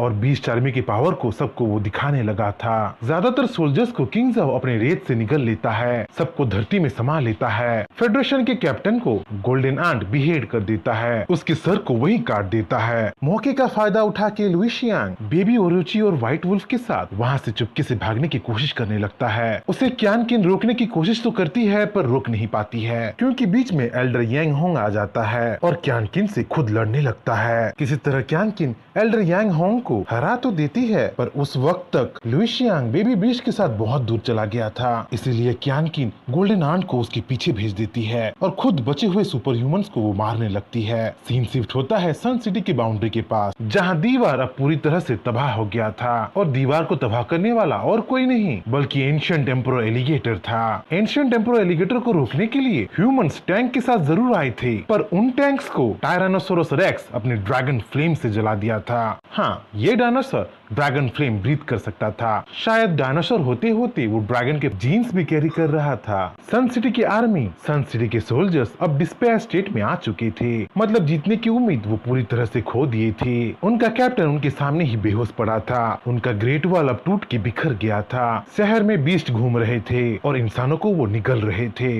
दूसरी तरफ शहर के अंदर लुई शियांग का पीछा गोल्डन आंट कर रहा था पर वो बीच रास्ते में ही रुक जाता है, जैसे कि वो किसी से घबरा रहा था। कम से कम लुई शियांग को तो ऐसा ही लग रहा था। उसका डाउट कंफर्मेशन में बदल जाता है जब वो शाओलिंग को मिलता है। लुई शियांग को लगने लगता है कि रीइंफोर्समेंट आ चुका है और शाओलिंग को देख के ही शाओलिंग से घबरा के गोल्डन आंट पास नहीं आ रहा है। पर लुई शियांग की सारी उम्मीदें टूट जाता है जब शाओलिंग लुई शियांग पे ही हमला कर देती है। लुई शियांग को हवा में लटका के उसे जला देती है। मरते मरते लुई शियांग को शाओलिंग एक बात जरूर बताती है कि उसका पिता जियू द डिमोनिक ट्री है और जो कोई भी जियू के बीस्ट आर्मी को हानि पहुंचाने की चेष्टा करेगा उन सबको वो ऐसे ही मार देने वाली है। शाओलिंग बेबी ओरोची और व्हाइट वुल्फ को रेस्क्यू कर लेती है और गोल्डन आंट को सबके साथ वहां से जल्दी जाने को बोलती है, क्योंकि वहाँ जल्द ही रीइंफोर्समेंट आने वाला था। फेडरेशन की आर्मी का एक टुकड़ी आने वाला था। वहाँ कुछ ऐसे सोल्जर्स आने वाले थे जिनसे साउलिंग भी उलझना नहीं चाहती थी। खबर पाते ही पेरेग्रिन फाल्कन न्यूज को चारों तरफ फैला देता है। सारे के सारे बीस्ट जंगल की ओर रिट्रीट करने लगते हैं, पर किंग जाओ ऐसा नहीं चाहता था। उसके मुताबिक सारे के सारे बीस्ट इजीली सिटी को कॉन्कोर कर सकते थे, पर साउलिंग के ऑर्डर के सामने वो भी कुछ नहीं कर सकता था। इसीलिए सारे के सारे बीस्ट को मिस्टी माउंटेन में वो लौट जाने देता है। पर उत्सुकता के कारण वो सन सिटी के बाहर पेड़ पौधों के बीच छिप के सन सिटी पे नजर रखने लगता है। जैसा साउलिंग बोली थी वैसा ही होता है। जायंट पांडा पे सवार होके कुछ नाइट्स आते हैं, और वो कुछ नॉर्मल नाइट्स नहीं थे। हर एक नाइट सेकंड ट्रांसेंडेंट लेवल की थी और अपने अंदर से डेंजरस ऑरा निकाल रही थी। उनको देखते ही किंग जाओ समझ जाता है कि इनसे टकराएंगे तो मिट जाने की आशा अभी के लिए 100% है। किंग जाओ वहाँ से चुपके से भागने की कोशिश करने लगता है, और इस कोशिश में वो एनिमी के रडार में आ जाता है। जैसे ही उन नाइट्स को आसपास के कुछ हरकत का पता चलता है, वैसे ही उस डायरेक्शन में एक नाइट जंप करता है। उसके जंप का इम्पैक्ट इतना ज्यादा पावरफुल था कि आसपास का जंगल पूरी तरह से तबाह हो गया था। पर उस नाइट को उस एरिया में कुछ नहीं मिला था, क्योंकि किंग जाओ किसी तरह से छिपते छिपाते वहाँ से निकल आया था। पर इस प्रोसेस में वो बहुत घायल हो गया था। दूसरी तरफ सन सिटी में सारे के सारे नाइट्स गैदर होते हैं और बीस्ट आर्मी के खतरे पे डिस्कस करने लगते हैं। मिस्टी माउंटेन का खतरा सचमुच बहुत ज्यादा बढ़ गया था, और जल्दी से जल्दी इस खतरे से निपटना बहुत ज्यादा इम्पोर्टेंट बन गया था।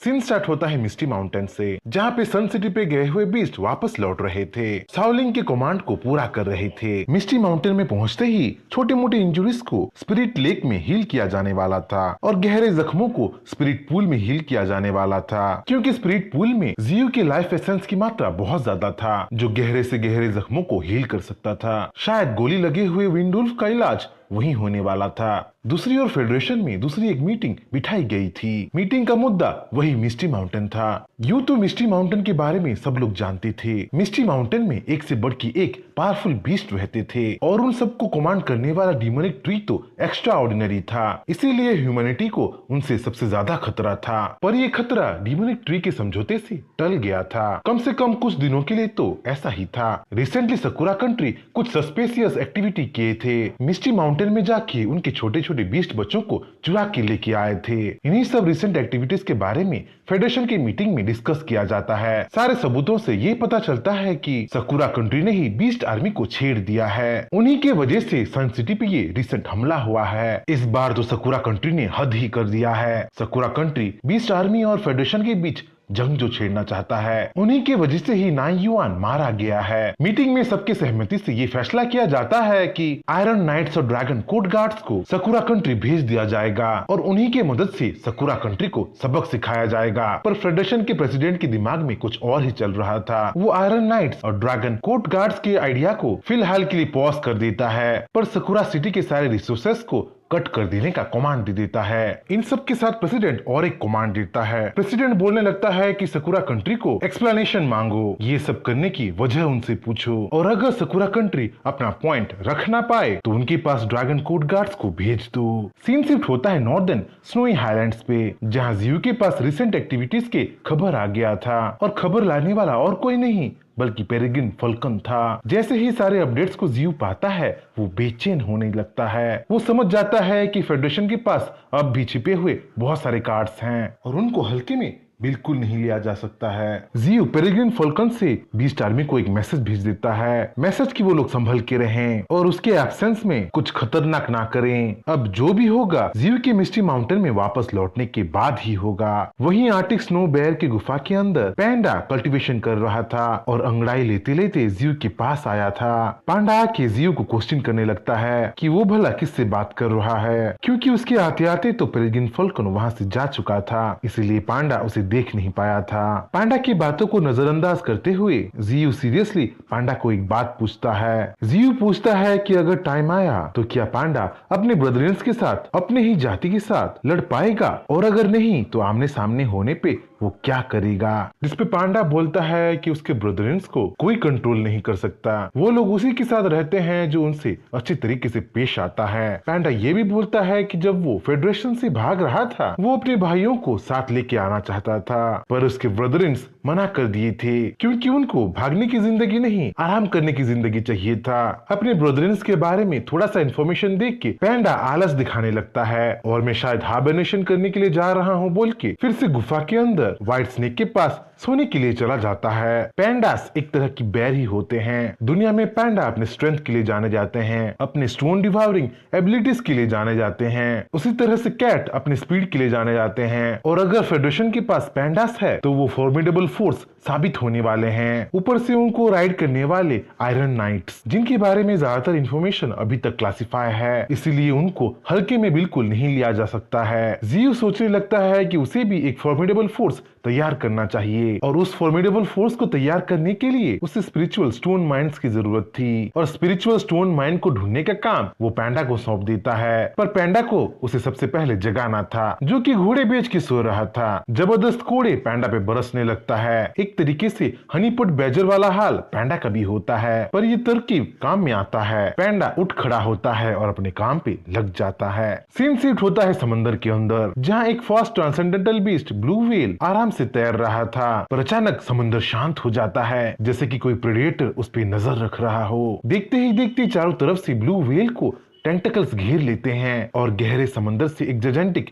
एनॉर्मस ऑक्टोपस बाहर आता है और ब्लू व्हेल को साबुत ही निगल लेता है। ये जायंट ऑक्टोपस कोई नॉर्मल ऑक्टोपस नहीं था, ये तो ऑक्टोपस किंग था जो कि थर्ड ट्रांसेंडेंटल ऑर्डर का था, जो पावर में शायद जियो के बराबर था। ये सब घटना कोस्टल एरिया के आसपास ही हो रहा था जहाँ जियो डेरा लगाया था। जियो समंदर के इंसिडेंट से बेखबर अपने स्टेटस विंडो को चेक कर रहा था। जियो कल्टीवेशन कर के और बीस्ट को मार मार के 42 मिलियन इवोल्यूशन पॉइंट्स जमा कर चुका था। उसका सुपर रीजनरेशन स्किल अब लेवल 3 में आ चुका था। उसके साथ साथ seed of Vitality, earth manipulation skill, willow wind blades, हेलुसिनोजेनिक skill, blood covenant skill और मिस्टी फॉग जैसे स्किल भी लेवल 3 में आ चुकी थी। उसके साथ साथ उसके ट्री पार्ट्स जैसे कि उसके ब्रांचेस लेवल 4 में पहुंच चुके थे और रूट्स अभी तक लेवल 3 में थे। पर रूट्स क्रिस्टलाइजेशन जैसे अनोखे स्किल जरूर गेन किए थे जिसके बलबूते पे वो मिसाइल के इम्पैक्ट को भी सह सकते थे। जियो के दूसरे एलिमेंटल स्किल जैसे कि ब्लिजर्ड, वुड ड्रैगन और फ्लेम फेदर जैसे स्किल अब भी लेवल 1 में थे। इसलिए जियो 40,000 इवोल्यूशन पॉइंट्स खर्च करके ब्लिजर्ड को लेवल 3 में अपग्रेड कर लेता है और 5 मिलियन इवोल्यूशन पॉइंट्स खर्च करके वुड ड्रैगन को लेवल 3 में अपग्रेड करने के प्रोसेस में लग पड़ता है। पर वुड ड्रैगन को अपग्रेड करने का प्रोसेस बहुत ज्यादा पेनफुल था जिसके कारण जियो चीखने चिल्लाने लगता है। जियो के ब्रांचेस हवा में लहराने लगते हैं और अपग्रेडेशन खत्म होते होते जियो की बॉडी से एनॉर्मस स्पिरिचुअल एनर्जी निकलता है जो कि आसमान छूते हुए चारों तरफ फैल जाता है। क्योंकि जियो के बॉडी से एनॉर्मस स्पिरिचुअल एनर्जी निकल रहा था इसीलिए वो एक तरीके का मैग्नेट बन गया था, एक ऐसा मैग्नेट जो पावरफुल क्रिएचर्स को अपनी ओर अट्रैक्ट कर रहा था। उसी पावरफुल सोर्स से अट्रैक्ट होके समंदर के अंदर से एक पावरफुल ऑर्का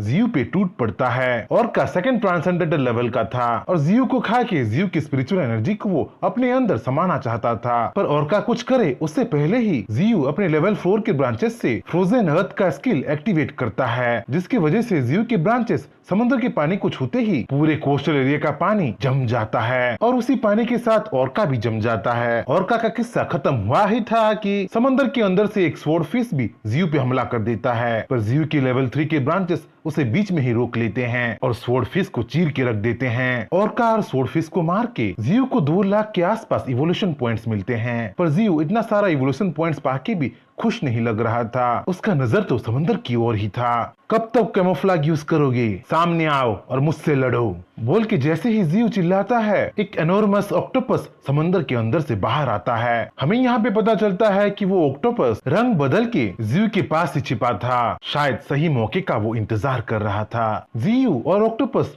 दोनों के दोनों ही थर्ड ट्रांसेंडेंटल ऑर्डर के थे और अब वो एक दूसरे से टकराने वाले थे। जहां जियो खुश हो रहा था कि वो पहली बार एक समुद्र के ओवरलॉर्ड से लड़ने वाला है, टकराने वाला है, वही ऑक्टोपस अपना मुंह खोल के जियो पे झपटता है। ऑक्टोपस का मुंह वाकई भयानक लग रहा था। उसके मुंह के अंदर हजारों लाखों दांत थे जो कि पॉइजन से भरे हुए थे। जियो तुरंत अपने रूट्स को अनलीश कर देता है। अपने सर्पेंटाइन रूट से वो ऑक्टोपस को पकड़ने लगता है, पर ऑक्टोपस तो बहुत स्लिपरी था। ऊपर ऊपर से उसका साइज भी जीव से 3 गुना ज्यादा था। ऑक्टोपस के 8 पैर थे और हर एक पैर में करोड़ों सक्शन कप्स थे। इन्हीं सक्शन कप्स के द्वारा ऑक्टोपस जीव की स्पिरिचुअल एनर्जी को ऑब्जॉर्ब करने लगता है, जीव को धीरे धीरे जकड़ने लगता है और उसका इफेक्ट जीव तुरंत महसूस करने लगता है। जीव की बॉडी से कंटिन्यूअसली स्पिरिचुअल एनर्जी जा रहा था, जीव कमजोरी महसूस कर रहा था और अगर ऐसा ही चलता रहा तो सच में ऑक्टोपस उसे निगल लेगा। जीव तुरंत अपने ब्रांचेस से विलो विंड ब्लेड्स को एक्टिवेट करता है और ऑक्टोपस के टेंटाकल्स को काटने लगता है, अपने आप को ऑक्टोपस के चंगुल से छुड़ाने लगता है। पर फिर भी